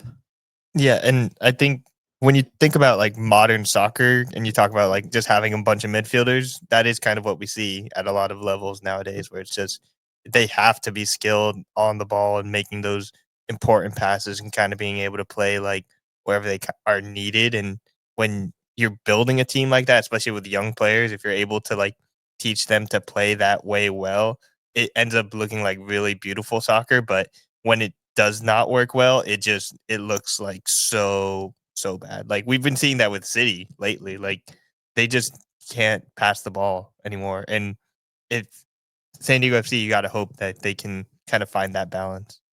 Yeah, so it's going to be interesting. I mean, let's dive in on McVeigh, right? He's a player that got announced as well during the week. He's a center back that can sometimes play on the fullback position as well. So he's a player that can also shoot. So a lot of their center backs have a cannon of a leg. So that helps out a lot as well. He also has great vision down the field. Tony, you were alluding to it. Something similar that these players have is that vision down the field. Just playing the ball down the field, just getting those through balls over, playing that quick counter-attacking style as well. So that's something that he's going to be able to provide. He has great positioning as a center back. He's able to cut in plays like we see here. Just in general, I think he's a very solid center back to have in the MLS. Last season, he played with Inter Miami. He got a couple starts. It helps when you are surrounded by worldwide talent like Jordi Alba, Lionel Messi, Luis Suarez, Sergio It's not bad. Busquets. Yeah. Like training with those players, you just get better. It happened to Chicharito when he went to Real Madrid. Everyone in Mexico saw how much better he got at soccer, and that's just due to training with world class players. So this is also definitely a good pickup for San Diego FC. He's a solid center back. So again, this is why I'm thinking they're gonna have a 3 center back line.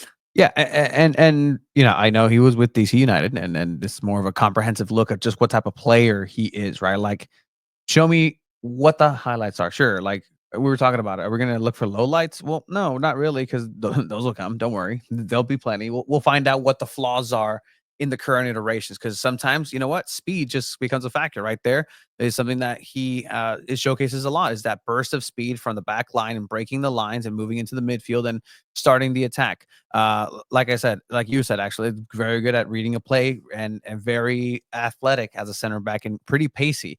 The center back position in the MLS is actually something that is pretty, you know, pretty new, or in terms of modern center backs, with a very pacey center back. Sometimes you don't have to be the best defender; you just have to get to the ball, and that's a lot of MLS defending. But it's also an added bonus here. You know, he prefers the left leg, and that's good to be able to move in order to the left leg, right? If you have somebody in the center back position, and for whatever reason you need to offload them over into the wing, you can go ahead and do that. If you need him more of a right wing back, just send him up. You start with a 4-3-3 formation. You go ahead and now switch in transition to a 3-5-2, load up that midfield, and then you start playing that beautiful version of soccer that we're talking about. And Right to Dream is potentially going to have. Yeah, it's going to be high, fast pace, but it doesn't mean it's going to be pelotazo. It doesn't mean it's going to be just lob it ball and just hope, you know, in Barcen or whoever is up there There's a bunch of Hail Marys. can go ahead and get the ball. No, this team is going to try to play very fundamentally on the ground and play at a fast pace, but ultimately try to keep control of that ball. And that's how they're going to dictate their play.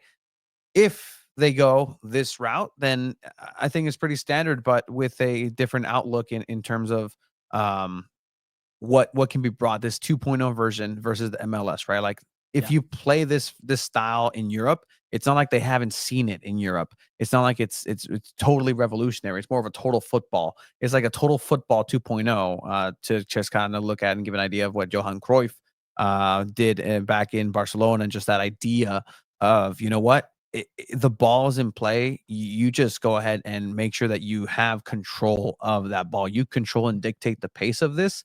And if you are able to go ahead and change that pace and on a dime and really just turn it on, then that's to your benefit, because the opponent, regardless or not, is going to have a hard time keeping up on the other side. So again, looking at McVay as somebody who's a multi-tool there at the same time is good in terms of what this team is postulating for. Like these are positives, guys. SDFC positives. Mark them.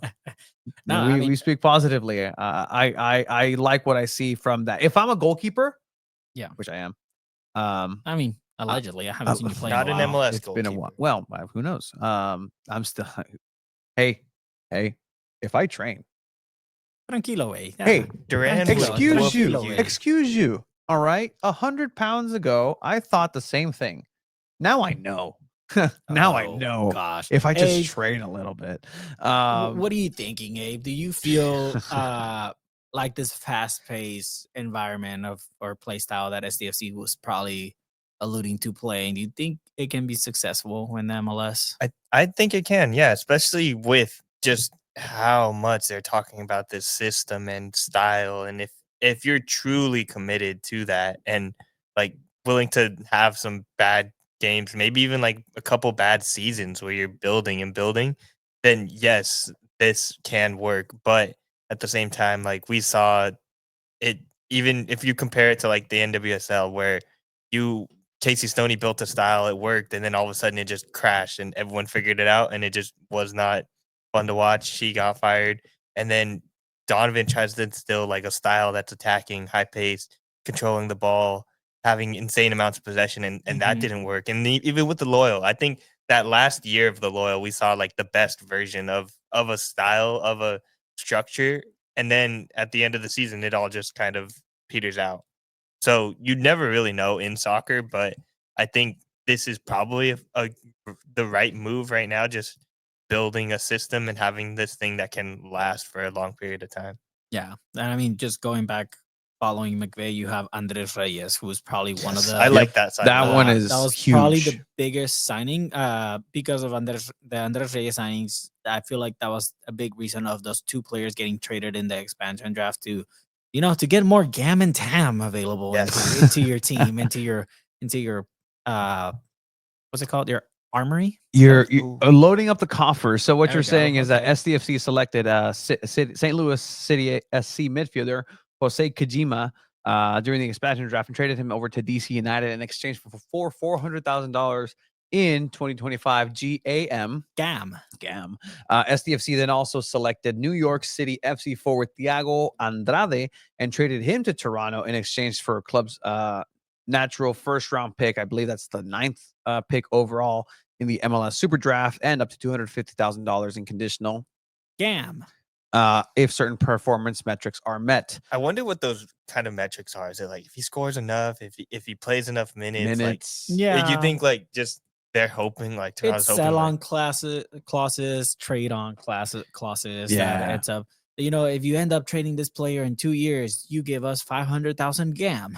Yeah, my favorite. No, I really like that when I Yeah. see it in soccer. Like I remember Gareth Bale, that huge transfer into Real Madrid Mhm. had like a huge trickle down effect for Southampton. Oh yeah. Oh yeah. man, and just that the way that works. But those were the picks here in the expansion draft, and then obviously then the announcement. I do believe I think it was Darnay who asked Coach Mikey Varas, "Hey, so what about Andre?" Again, I was going to call him Silva. Andres Andres Reyes. Reyes. Andre Reyes. What about Reyes? And he's like, well, we don't speak about players we don't have yet because at that moment he was not officially Yeah. official. It was a boogie bomb He got announced the day after. from Tom Bogert, who had that scoop. But yeah, so Andres Reyes, Colombian national, is selected and going to be that rock in the center back lineup here for San Diego FC. And I think that's, aside from Chucky Lozano, just the biggest get so far. Yeah, I mean, he's coming from New York Red Bulls, who just played in the final. He didn't see minutes on that final, but he did Due score. to illness. Yeah, due to illness. But I mean, he did score in the playoffs as well. He's good on the air. They're getting pacey center backs, which I Yeah. mean, it's crucial in the modern game now.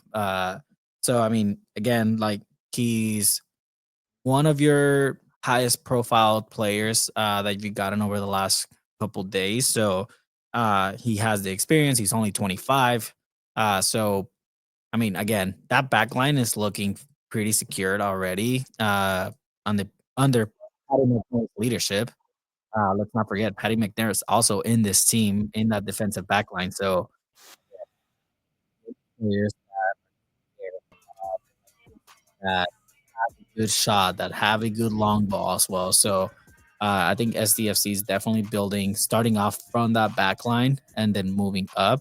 That next DP player that they should be getting is going to be an offensive player. So whether it's Kevin De Bruyne, whether it's another Offensive, like a name. Carlton? No, offense. Is there like No, we just offensive, offensive, offensive. attacking? Can we just maybe attacking? yes, an Let me go attacking back player. to my Gam and Tam. But Killing yes, my that is vibe, that this is guy. that is Yeah, definitely offensive correct. player was the one that sat here that you invited on the podcast. I did not That invite you such. interviewed. I think Interviewed. that changed the course of soccer in San Diego. Maybe chase the course of the election.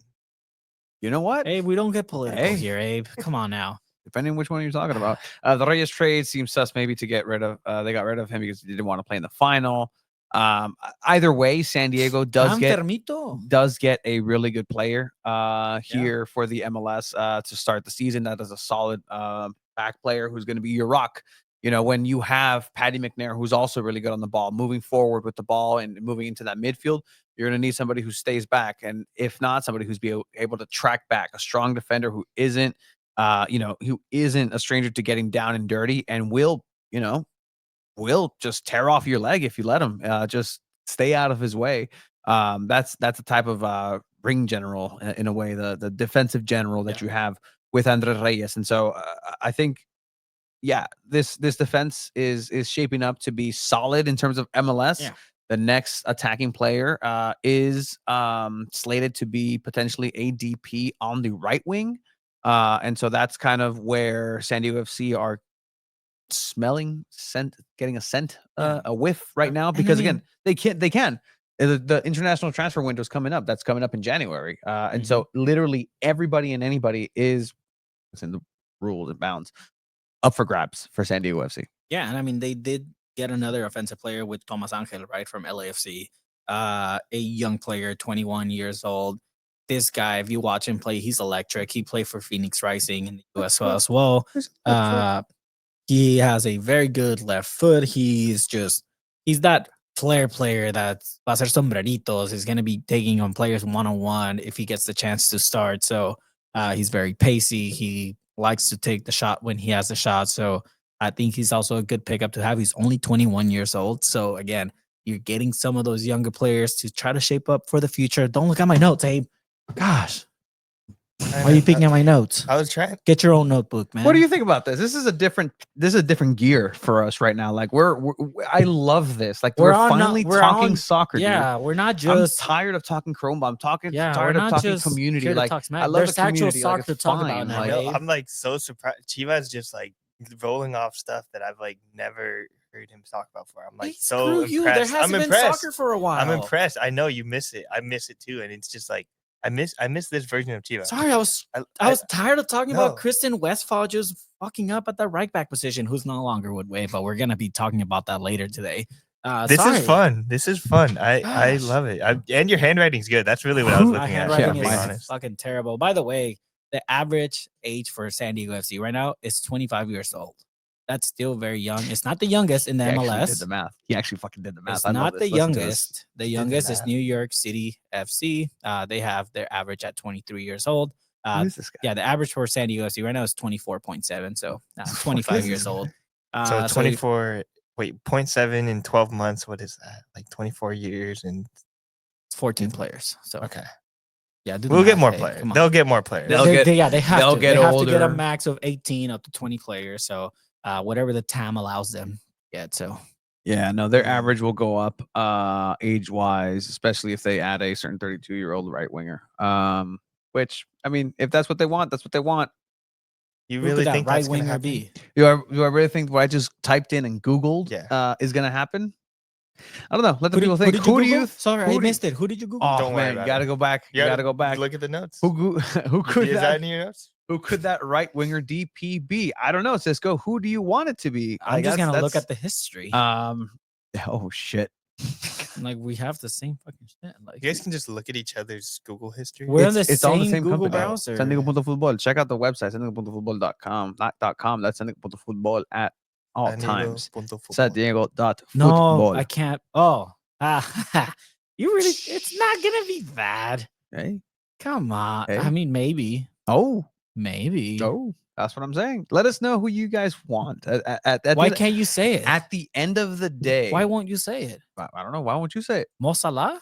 He's available. I think when it does seem like a right wing would be the next option, considering that Chucky plays on the left. Mhm. So that could happen, but also that would be insane. I mean, he did just say he played his last game at what Anfield. stadium? No, not Anfield. That's his stadium, but potentially his last game. Who did they play recently? I think it was a couple weeks ago, and he said this could potentially be my last game here. Yeah. I no longer follow this other So you just forget what small Old leagues. So Trafford? yeah. So I mean, it's just it's all about Snapdragon. Come on, Snapdaddy. Snapdragon, who is in correlation. With Isn't Manchester Mo United, very so- good friends with the owner? I mean, again, I'll roll the clip. Was that not the first question that you asked? Mr. Mansour, Mo Salah? Mo Salah. Again, While you his said- handler's trying to like pull him away, he was Come just on, like, "Wait, dude. let me come Mr. back." Mansour definitely gave Mo Salah allowance when he was a kid. So Goodison's a good shout. But yeah, again, everything and anything is on the table. We did speak with Coach Mikey Varas at the expansion draft about his roster construction. And so obviously it's good to hear from the person who's going to be handling all of this, right? Like this is the person who Tyler Heaps is hooking up. These are the bad boys of SDFs of the MLS, the new blood, the new generation. This is what Coach Mikey Varas had to say. Almost working backwards when you're coming up with a build of a squad for the first time ever. So what is it like now imagining the formation that you're going to go ahead and have and just a scheme that Mikey Varas will implement along with Right to Dream with the players that are incoming? What are those just mental gymnastics with you like? Yeah, it's really interesting because we have our style of play, but then we have signings, right? And so, for example, we sign Irving, and Irving's going to be a big player for us. So then we start thinking, what type of player profiles do we want to surround Irving with? We have Patty. What kind of center back pairing do we want with Patty? What kind of left back do we want playing next to Patty? All of these things get taken into account because at the end of the day, we'll have our style of play, our principles. But the most important thing is that we have the right relational dynamics on the field, the right skill sets working together in a certain way that we're able to create competitive advantages from their talents. So I was asking Tyler a little bit, just some of the intangibles, because both of you come from this analytic point of view where you really break down a player and put them in the right positions. But what are those intangibles for Mikey Varas that you need to see in a player that's going to be key in order to make this team succeed? Yeah, very few players will have everything, right? But what do we look for? We look for a winner mindset. We look for experience in the league. We look for leadership qualities. All of them have to be good at training, and then they have to have a special quality. When we look at a player, we start from what's their special quality. If they have a special quality, boom, we know how they can fit in the big scheme of things. And so what is this first day for you kind of coming in, right? You're going to meet all the players when training starts, when preseason starts. What is that first day kind of outlook for you when you speak to these players in this group of what's being built here? Yeah, we set the tone from a group perspective, but long before we get into the building together, I will have had multiple conversations with every single player that we've signed. I will already laid the groundwork of building a relationship with them. So I've already done that with our currently signed players. And then what we'll do is now we start gearing towards the collective, moving from me to we and making sure that we all know what our responsibility is, setting the tone for the first few days in preseason. And then if I could switch to Spanish real quick, para una pregunta en español, la gente... I'm gonna let you decide, guys. Do we let the Spanish question ride? Pues hay que No. we have to Yes, flip play it so we people can see Darnay how Yeah. he switches to Telemundo. Oh, fuck yeah. Play it. Latina le encanta pues ver el fútbol, pero que se gane. Telemundo. What a move. What a move. Like I gotta go back for that. If I could switch to Spanish real quick, para una pregunta en español, la gente latina le encanta pues ver el fútbol, pero que se gane. ¿Qué tipo de equipo estás haciendo ahorita con los jugadores que vienen y qué se espera la gente de San Diego con esta expectativa? Ya, bueno, nosotros jugamos este deporte para ganar, primero y principal. Entonces, estamos acá para ganar. Ahora, el cómo ganamos y el con quién ganamos es importante para nosotros. Entonces, nosotros queremos ganar con un cierto tipo de estilo. queremos llegar, cuando la gente llega al estadio, se emocionan con el fútbol que ven. Tiene que ver un fútbol creativo, un fútbol agresivo. Ahora, nosotros pensamos, cuando hay creatividad, hay calidad y hay agresividad e intensidad, las probabilidades de ganar van subiendo. Entonces, lo que nosotros estamos buscando son jugadores que tienen esa mentalidad ganadora, pero que también tienen una calidad que cuando tenemos la pelota podemos proponer algo que vale la pena, digamos. Y la verticalidad que tienes ahorita con estos jugadores que ya están en el equipo se presenta para algo diferente para la MLS. ¿Qué es lo que le puede decir a la gente de estos jugadores que vienen, que pueden esperar y cómo van a jugar? Nosotros vamos a jugar, bueno, con convicción con la pelota, que significa una posesión dinámico, con mucha movilidad en el equipo, que no tiene miedo de jugar por adentro, pero cuando esos espacios se cierran, estamos listos para tomar ventaja por afuera, pero lo que queremos hacer es jugar por adentro para liberar espacios para los jugadores creativos en la última línea, para después explotar para gol. En español e inglés, you saw a Galaxy. Yeah, the most important question here is like, you're facing Galaxy. What's coming up? By the way, La cara, güey, no mames. By the Where'd way- you pause? okay, there we go. Let them blink. Those dashing blue eyes. If you are listening to this and you're like, excuse me, what is Coach saying? Go and check out the video on YouTube. It's on got Sunday Punto captions Football. made by Chiva. Captions. Thank you for making the captions, Chiba. We were muted and you He's in Lorenzo you renegated Sí, reneged. Lorenzo Insigne is also a right wing, right? Oh, Oh, Nah, he has a fat fucking contract. I don't think he's worth well, it. they're making Hasn't really panned out for Toronto, they're right? saving a So lot of money. Champions, you're going to face, that's your first test. ¿Qué es lo que te emociona de ver a un Galaxy enfrentar a un San Diego FC? No, bueno, yo me emocioné porque yo quiero empezar contra los campeones. Entonces veo que Galaxy gana el campeón y yo digo, bueno, eso es un perfecto primera página para nuestra historia. Y nosotros vamos a hacer todo lo posible en la pretemporada para llegar muy bien en ese partido, respetando que es un equipazo también allá, que está bien dirigido. Y nosotros queremos jugar contra los mejores. Entonces esto para mí es perfecto. It is perfect time for San Diego FC to meet the MLS champions, MLS Cup champions, LA Galaxy, coming up here in the finale of lineup predictions. we're gonna make the drive up, right? Yeah, I'm Yeah. gonna stay. I don't know if we can carpool. I think I'm gonna be staying with my mom that week. my bad. My mom's okay. birthday that weekend, so I'm gonna go Hey. hang out, Happy birthday. go to the game, come back down. Yeah. Hey, if you ever want to spend the night with my brother, he lives in Oceanside right now before a soccer's game. Oh, you looking at me? Yeah, like I'm just saying. Yeah, you I guys mean, can you guys can stay trip. at my mom's house. I think she'd let you guys be there. It's like basically the same distance from Carson to where she lives to San Diego, but I like that. I'm No. okay, thank you. okay. We're making my it. brother in Oceanside. Thanks. We're making it happen here on San Diego Punto Football. Trying to get everybody the best coverage of soccer in San Diego, Yeah, man. unquestionably. Like it was a Um, big week for San Diego FC. I yeah. mean, is there anything else that we may have missed for San Diego FC? I think we touched on all the new players. I mean, we can dive in on Chucky Lozano and his play style, but right now we've he's done just that. not playing right now. He's still injured at the moment. So, man, they better fix that Snapdragon grass, because I swear if Chucky Lozano gets injured on the first day at Snapdragon and tears his ACL or something because of that crappy grass, whew, That'd be Man. just most it would be hilarious in a way. hilarious. The content that we would get from that, I think, would Wow. just be No, the Uh, content that we would not I get because just- Chucky Lozano would not be available at all. But Well, the it's a story high, it's a high behind spike. the story behind saying like that was, I think, the most Oh, Lozano thing- is back. the My most bad. impressions Yeah, I've he ever is. got was just when I said like the wave are embarrassment or San Diego's an embarrassment for what happened in that last wave game. Speaking of wave, Speaking of wave, and again, we'll keep the discussion now as we get closer to this game for San Diego FC, but and keep it going, keep engaging. We'll have more coverage throughout the week. We are engaging with everybody. You know who? Sorry, you know who? Sorry. SDFC. One more thing. There was a thing on social media that was kind of brought up. Oh, A U.S. national team player who could potentially make an MLS move Mm.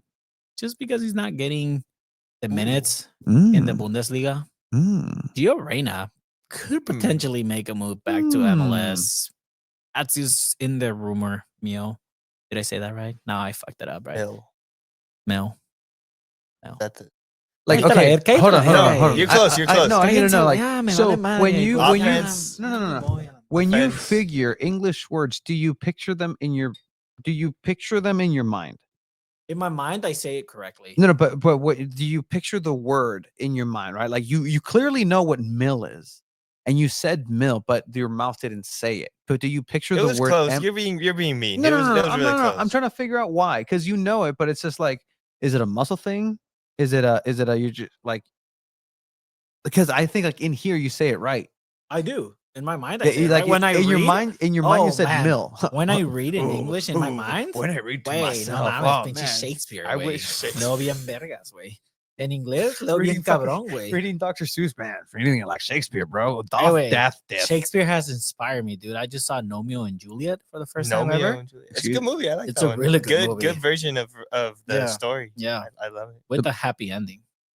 I like the Baz Luhrmann Romeo and Juliet one with Leo DiCaprio. Leo DiCaprio. It's- Yeah. That's a really That's good one. that's a That one's funny good one, too. like That's an excellent just- one. It's so of its time and just out there. That's a great version. I played Donald Bade and Seaton in the actual play, the Scottish play. And I Macbeth. just threw Reyna's name out there because they did say it could be a right wing, but also a center attacking mid. So I'm just saying. Tyler said on Golazo today he would take Gio. Yep, Who wouldn't in MLS? that'd be a no-brainer. Don't see how he works in a 4-3-3. Again, you have 12 midfielders that can play a 6 role currently right now for STFC. Duran, you know what? Fuck it. Maybe the goalkeeper thing isn't going to work. Put him as a center mid. He'll figure it out.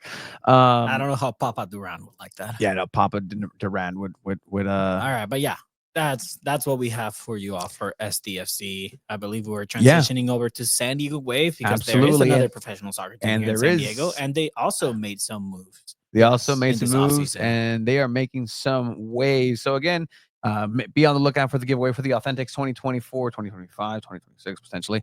SDFC Authentic Kit here for San Diego Punto Futbol.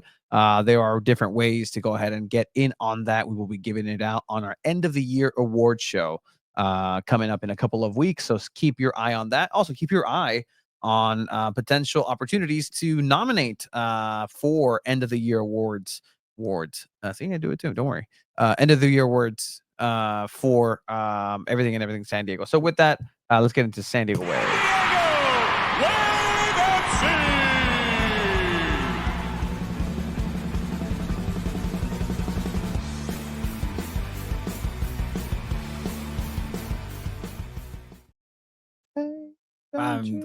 For San Diego Wave, they posted their camps, their youth camps that they're having this spring. That's what we're starting. $360 from 9 a.m. to 12 p.m. And by the way, if you want to just get a great camp over in Stop. It's just a plug for you. Hey, at the CA. Our numbers need to go up, man. And it's about the same price for a full week of camp. Just saying. Is So. it San Diego Wave training you? No, I will be training you. I will be training your child in Well, soccer. we do not know who will be training that wave. They don't even have a coach. So would you rather have a coach you have no idea their name? But or, would you rather or Cheetah? have Jaden Shaw training your kid or me? Hey, for a full week or 3 hours? I think Jaden Shaw still qualifies for children taking care of children. No, She's like there. 20 now. I She's know. I know. she's 20 I'm- now. she's not a to teenager me, anymore. To me, everybody's. You're both. Sí, vas a teenagers. cumplir 34, güey. No Okay, mames. got 34. I'm coming up on 32. Fucking round that shit up. Hey, you are the age that I was when I started. You called me old. You're 26 now, and you were I was his age. Oh, that's crazy. oh, You don't look a shit. day under 32. I like that you tried that. You know what? I appreciate that. Don't Very worry. nice. Mames, today. güey. It'll come He's back fucking up. balding, güey. What do you mean? He looks closer to 40. Yeah, no, you took some of those videos, and I was like, I can't Yeah, use. vato. I'm down to cut it off. I'm down to shave it off. Like I am down. I'm just being No, vetoed just no, by the there's- league right now. By the Almighty. To commissioner. keep it. La jefa. Yeah, no, she is the boss. So absolutely. All right. Anyways, so, we have 18 players currently under contract with San Diego Wave. They lost some players to free agency. Free agency is a big new thing in the NWSL now. There's no more expansion draft. Players can leave when they want to, which I think is a really good thing. But yeah, the players that are officially out of contract, Amira Ali, Danny Colaprico, Elise Bennett, and Morgan Messner are all out. That is a big deal, I think, for at least one of those players. Are we allowed to say that Amira Ali's story now? no. No. She's not a player anymore. No. What the fuck, dude? Nope. No. Anyways, Danny Colaprico, I think, is Stupido. going to be a big hole for the Wave in that midfield. She has been one of the best players. She's a great 6, just being able to move the ball around and also play defense. And then even like she's like a lot shorter than other people, but she would be involved in those set pieces, which would surprise me. But that's a big loss for the That Wave. was your guy, yeah. Was it? Yeah, you kept praising Colaprico all the time. I did, yeah. No, that was. I mean, when you have when you have midfield that kind of looks like it did last season, and then you have a player that was able to perform still, I think it was fun to watch. And then they're going to be losing out on that. And then Kira Carusa has a player option that she still has to technically exercise. I'm not sure when that decision is going to be made, but I think that would be another big loss as far as the forwards go. But also that forward room, I guess you could say, is pretty like filled up at this point. Mhm. Like when you have Cascarino and Sanchez and now Trinity Byers and maybe even Mackenzie Doniak's going to stay for sure too. Like I think that 9 position to replace Alex Morgan is going to be important. We don't know if that's going to be someone on the team or if someone they sign, but Of these players, who was here since day one? Kaylin Sheridan, Naomi Girma, Kristen Ali. McNabb, Emily Van Egmond, Mhm. Mackenzie Doniak, and Jaden Shaw. Jaden Shaw entered like halfway through the season too, technically. Okay, yes. So 6 of the players. Yeah. Hey, of the Wave, 18 players. update your roster pictures, please. I mean, you look at the list of the players that they still have, and you're keeping very, very strong pieces together. Some would say crucial players. You still have one of the best players in the world in Naomi Girma, who cross your fingers Oh, and thank goodness. put everything in the bucket to make it happen where she extends a contract and she stays with San Diego Wave, because you lose Naomi Girma and you lose a lot of value. You still have Delfin Cascarino, who changed the game for Wave when she came back. You still have Maria Sanchez with Delfin Cascarino, and how Landon was playing. Maria Sanchez was just thriving and scoring goals and making plays happen. You still have Lunsvig at the right back position. You still have Torpy right at the left back. So you still have those players. And you still have Kennedy Wesley, who surprised a lot at that center back position. And you added Quincy McMahon as well. Yes, and you add this new player coming from UCLA, who's also kind of like projected to be a very big name in the NWSL, along with Trinity Byers, who's also projected to be a big name in the NWSL. So again, Wave is making the right roster moves so far. It's just a matter to see who's going to drive the boat. So the signing of Quincy McMahon is actually telling that people still want to play for San Diego Wave. People still want to be here in the city of San Diego. Maybe the city of San Diego is enough because, again, there's no coach. There's no real identity. There's no more to Jill what it's going Ellis. to look like. There is no more Jill Ellis as well, for better or worse. Better. But at the end of the day, this is something that is exciting if you're a Wave fan, because it's not really deterring anybody from coming in. They want to play with somebody like Jaden Shaw. They want to play with somebody like Naomi Garber. They want to play with Kaylin Sheridan. It's still a solid team that San Diego will be fielding out there at Snapdragon Stadium.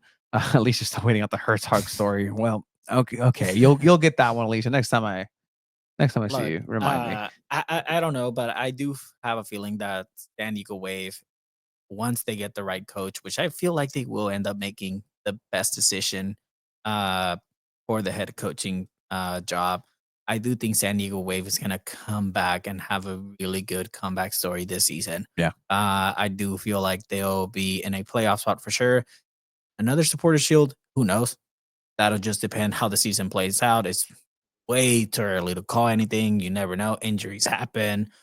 New players can come in. Players can still potentially leave. So it's way too early. But just seeing the roster that they have right now, there's a lot of potential there. I miss the Sirens. I do too. Call of the Sirens. That was All of I the nice. miss the Call of the Sirens, I miss Sirens. it. So in that same type of and the same kind of back and forth, we had the information of Quincy McMahon coming in officially. We just had to hold off on it. I also took that opportunity to be like, all right, Wave, what's going on? You don't have a manager. Well, when can we kind of expect? And so what we can You say gotta as be of careful now, when you say it. Sorry. Well, They have a general manager. They don't have a coach. Yeah. You gotta be yes, they don't have careful, a coach. Okay, they don't have an Yes. entrenador, un DT. Mhm. A technical director is not in place right now. So Also, Ashton is the sporting What director. the fuck? You interrupting. Sorry, she's the sporting director. not Yeah, the yeah, Tony, get your shit right. Also, yeah. Just breaking chill, news guys. ish or developing news for head coach for San Diego Wave. That an announcement will more than likely be coming in the coming days, very soon. We'll have updates just pretty much as soon as they have them. We are the #1 outlet for soccer in San Diego for a reason. But regardless of what that announcement is, or who it is, or where it is here in San Diego, that press conference where we'll get to meet the new coach for San Diego Wave will not be until after the holidays into January. So the announcement is set to happen in the next couple of days, potential week. But then the press conference to actually start it off and get things rolling with the new coach will not happen until after the holidays into January. So set those calendars. That's the timeline at this point. That's kind of what we have for San Diego Wave. That's about it. Yeah. NWSL is pretty quiet around this time. Yeah, it is. But you know what? We still have to keep our ear down onto the ground and make sure that we are not left behind. Yeah, it is interesting though. The Wave are one of the few teams that have been signing these college players that might have been like selected in the draft. So at least the Wave are kind of on the front foot on that level. No, absolutely. I do think Wave will be able to maintain a high fan attendance next season. That's a really good question. I think so. It's a lot more affordable at the very Yes. least, and there's a lot of people that want to go see the best women's players in the world. Look, man, a lot of these little girls that still are big Naomi Girma fans and Jaden Shaw fans and Caitlin Sharon fans, they're gonna want to go watch Wave and not SDFC. Like it's gonna remind me a lot of those Loyal and Waves. It's completely different fan bases. There's still going to be that large portion that will go to both. Yeah. But it's very different fan bases, very different atmospheres, very different group of people out there. No, absolutely. And so it took a toll. It took a toll on the soccer community that followed Wave, everything that happened last season. On and off the pitch, it was just a disaster class. If you want to go ahead and just showcase and do a case study on how to have a founding club and start a club and be successful, and then immediately do a speed run to the ground, look at San Diego Wave. They did a pretty nifty job at that last year with a couple of missed opportunities, not only to jump in the market where San Diego FC is going to be the quote unquote big dog in town, literally just paying their way into it. They're paying more money. That's what San Diego FC has But Tom Penn said. said. The CEO of SDFC has said, we paid more money, therefore we deserve more. Cool. All right. Sure. That's their prerogative to decide, right? But as you're saying, the attendance, the fan base, I think it's mutually exclusive there. If San Diego Wave can average 15 to 20,000, which is pretty much a good turnout for the lower bowl at Snapdragon Stadium, I think that's something that they could be proud of. Because again, just looking at everywhere else that doesn't have a soccer specific stadium for their team in the NWSL, that's pretty average on the high side of things. Just 15 to 20,000. I think that's something that they could definitely maintain. people were kind of left just left to dry without a last home match because of the turf situation, and that left a lot of people sour to the Wave. But it's going to be incumbent of them. It's going to be up to the Wave to bring that fan base back and regain some of the trust, and just get some of that ¿cómo se llama? Bring some stock, some value from the community back to where they did pretty good, right? Like they're marketing to who they're marketing, and it's working. If they can fill out a stadium with San Diego Surf families, they'll do it, and they have for the majority of that. So that's an interesting discussing, something to really kind of look at going to both this coming year. It'll be very, very challenging. Yeah, it's going to be very challenging for us And too. look, their season tickets are also out. And I mean, if we were promoting that for SDFC, yeah, the general admission supporter tickets, they're $15 per game. The full season costs $210. So, I mean, we're talking about a great deal for SDFC as well. This is a great deal for NWCO and San Diego Wave as well. So, if you're interested in that, I mean, that's also on their website. So check that out.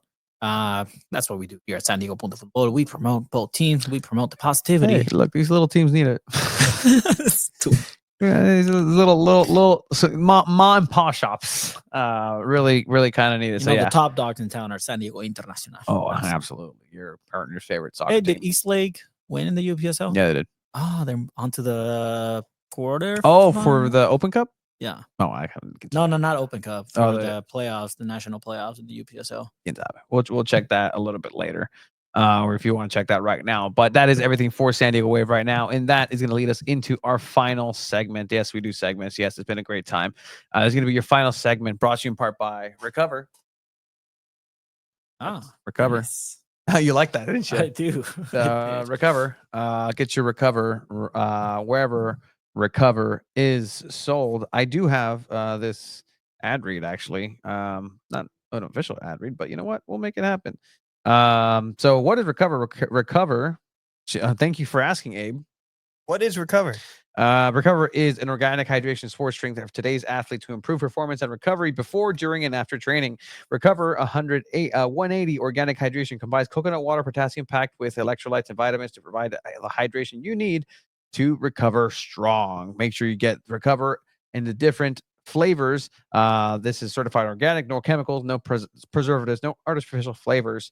It is fantastic and it's delicious, and it is approved by Abraham and his grandmother. So what better thing to really, Drink one on Sunday. I was a little hungover.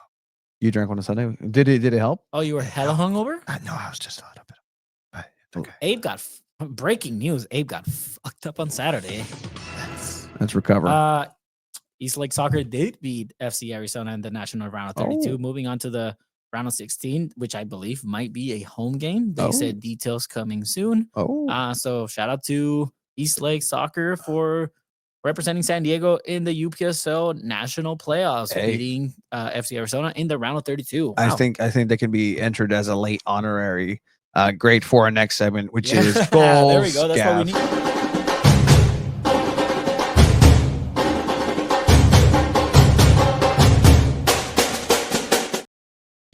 All right, goals, gaffs, and great. So we begin. I couldn't find a goal this week. I thought we were talking about your favorite Premier League team that you don't pay attention to anymore.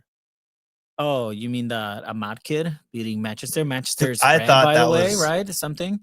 I thought that was an 90th amazing goal, amazing game, really. You know what was funny about that? I saw that Man U was down 1-0, and in 145 seconds, they turned it around. 145 is a big number for Manchester City. That's the number of charges they have against them. So, yeah, Manchester City's going down the drain. Manchester is red. I'll call you City fans. Whoa. Hey, man. That's inappropriate. I don't care. So, again, okay, I let's... I told you to stop saying Leave that, Edwin alone. Yeah, you did tell me to say that. Sorry. Campeón. So, with that said, I think it's let me bring you guys into this space. because we do have the great. And I think let's go with great. Or are you going to show the goal? This is the goal right here. I was trying to send it You to can, you. if you're in the share stream, it, you can share share it, it. yeah, Yeah, 100%. 100%. Share it. You can share that. On We'll it. just make it small. Okay, So, okay. oh, you did share it. Yeah, he did. Oh, he did share it. I Okay, I did. guess we'll be here then. Goals, gaps, and greats, everybody. Presented by Recover. Where is it? Where is it? Yeah, no, I'm going to share it from mine. Okay, I'm already here. you're already here. Too So let's slow. go ahead and go Too small. slow. So It's okay. copyright. All right. Here It's it copyright. is right here. You're tying 1-1, 90th minute, be able to send it over the goalkeeper and into the goal. That was Yeah, it was a that's an long excellent pass maneuver. from center back Lisandro Martinez. Licha. World Cup winner Licha. Over Amad Diallo has definitely been the all-star for Manchester United this season. I mean, he's just 21 years old. I mean, he's crack. With San Diego is Manchester United and Snapdragon. Just That's the San Diego connection. That's the San Diego connection. That's the Manchester Snapdragon. United plays their preseason matches at San Diego connection Snapdragon with this Stadium. gaff. All right. Well, this isn't actually the gaff. I was actually gonna, because we weren't, being successful with the goal. So I think this is a good goal because the San Diego Sockers. You want to stop sharing on yours so it doesn't slow your thing down as well. San Diego Sockers actually played So wait, their first what are we home on game. the goal? This is still the goal.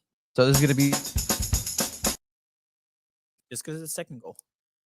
I can't believe I forgot about my own Yeah. graphic. All right, this is going to be still the second goal of the week. This is Luis Morales, a new player for San Diego Sockers. He's actually one of the all-stars and of the MOM attacking, MOM, Mendez, Ortiz, and Morales from Texas Outlaws.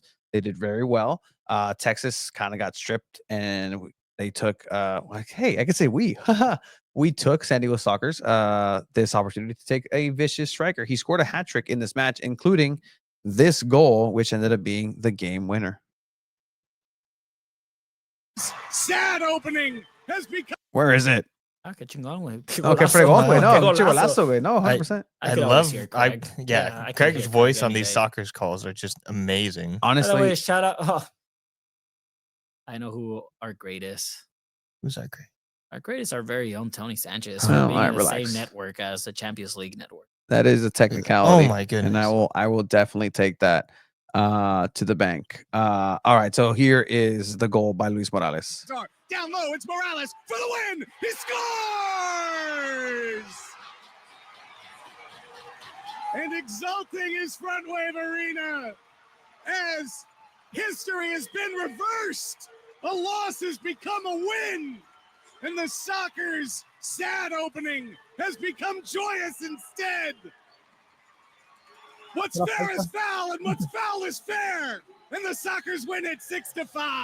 ¿No picó la falta esa o qué pedo? What's fair is foul, what's foul is fair. That is a Macbeth reference. What an amazing call by man, Craig Elston. Look, man. Look. That was the awesome. fact that I get to sit next to this gem of a human being, a wonderful a legend in San Diego, Who didn't tell you he was on the next episode? Of who Club did not Deportivo tell me that he was on Montes. next, because I figured he should have known. I guess like, oh yeah, Tony knows. Like it's his It's network. his network. It's I wish you know what, I should You're know. the self-proclaimed CEO, my guy.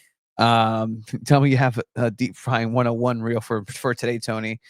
We'll get to that after dark. Remember my playlist had deep frying food, I guess. It did. But yeah, that was a fantastic goal. That was the game winner. One of two game winners in this soccer match, indoor soccer match, the first home game at Front Wave Arena for the San Diego Sockers, who saw a attendance of, let me pull it up. Up. ¿Dónde estás? Not JC. Where'd it go? Boom. The attendance for this was 4,508 people at Front Wave Arena to witness the San Diego Sockers first victory That's what Loyal would average. against Utica. Actually, yeah, that is what Loyal would average. I think now you're moving on to our gaff of the week.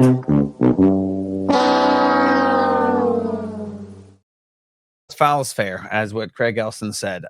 And that was alluding to something that actually happened before. So this was a golden goal situation, right? That Luis Morales scored the goal boom, it goes in, game is over, fantastic. If that's all you see, that's all like, oh, wow, great game, Soccer's did it, good job. It was a tight match and whatever.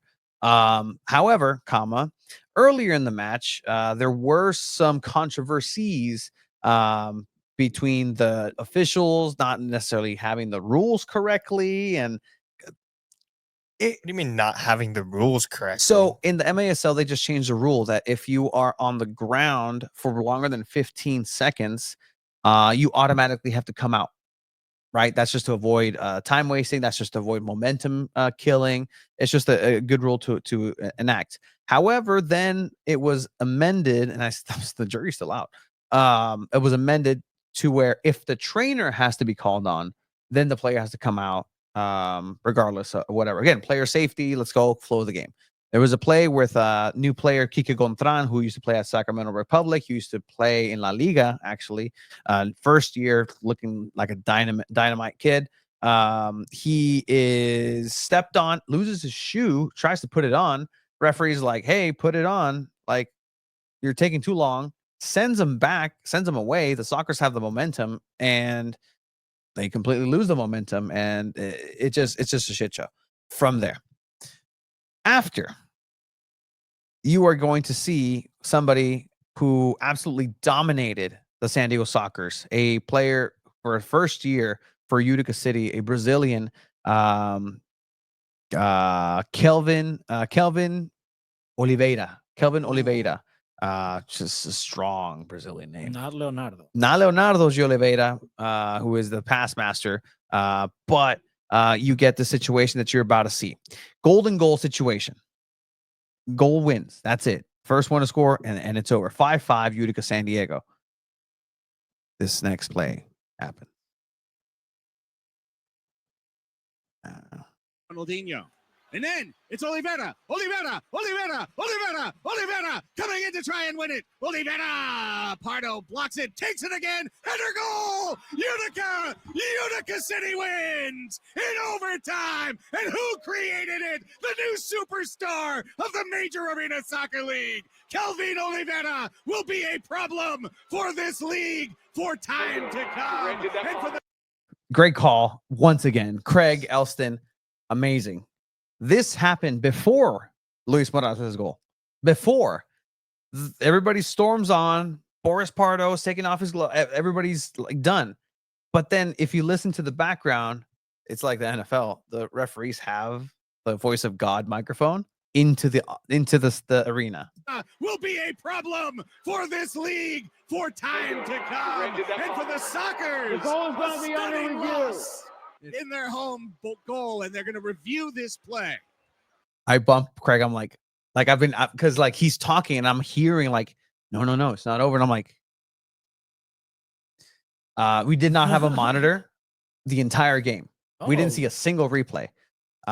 We couldn't talk back to our producers. There was something that was going wrong in that connection. So Not TVX, right? no, not TVX. But it was we made it work, but there was some confusion. It was like, what's going on? Earlier, the same referee gave a blue card, which means the player has to come out for 2 minutes, and then said, like, let's say I foul you, you're on the beep, foul, and then the referee immediately said, beep, beep, I'm going to review my own call.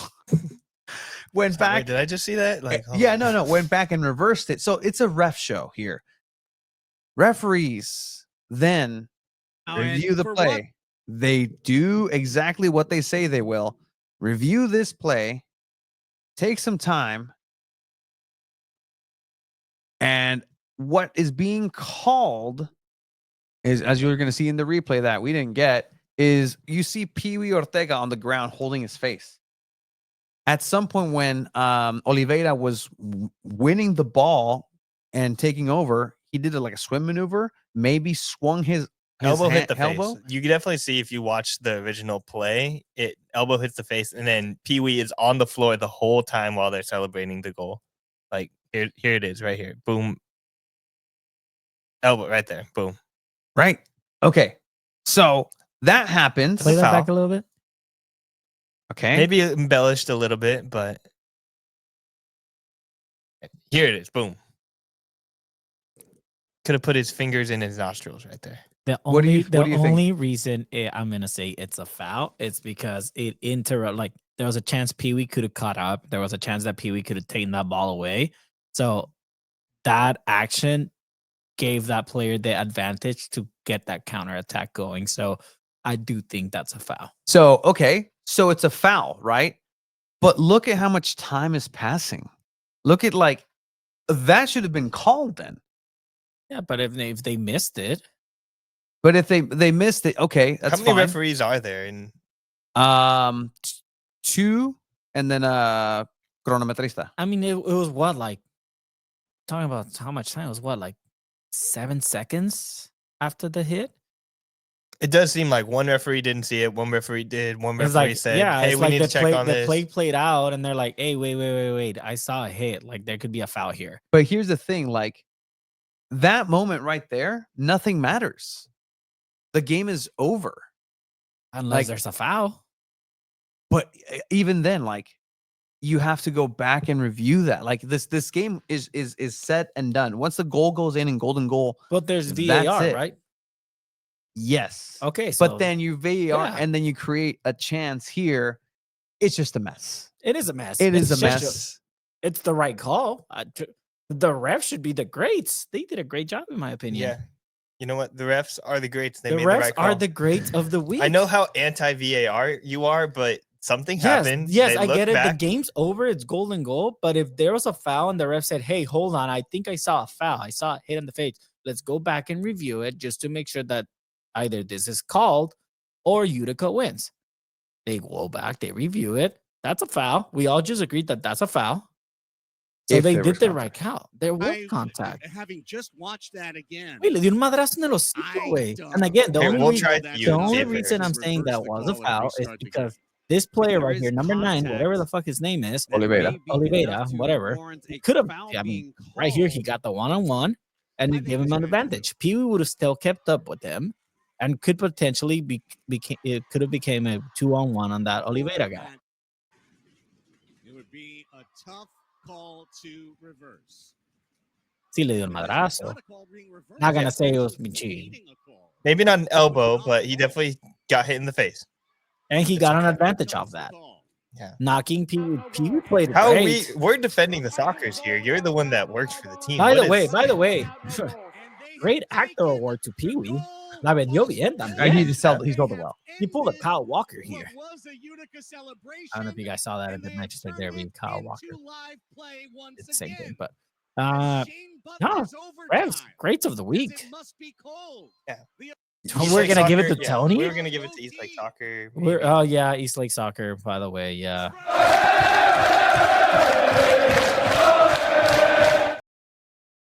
It's an absolute shit show here at 2 Balls and I'm like now just like this.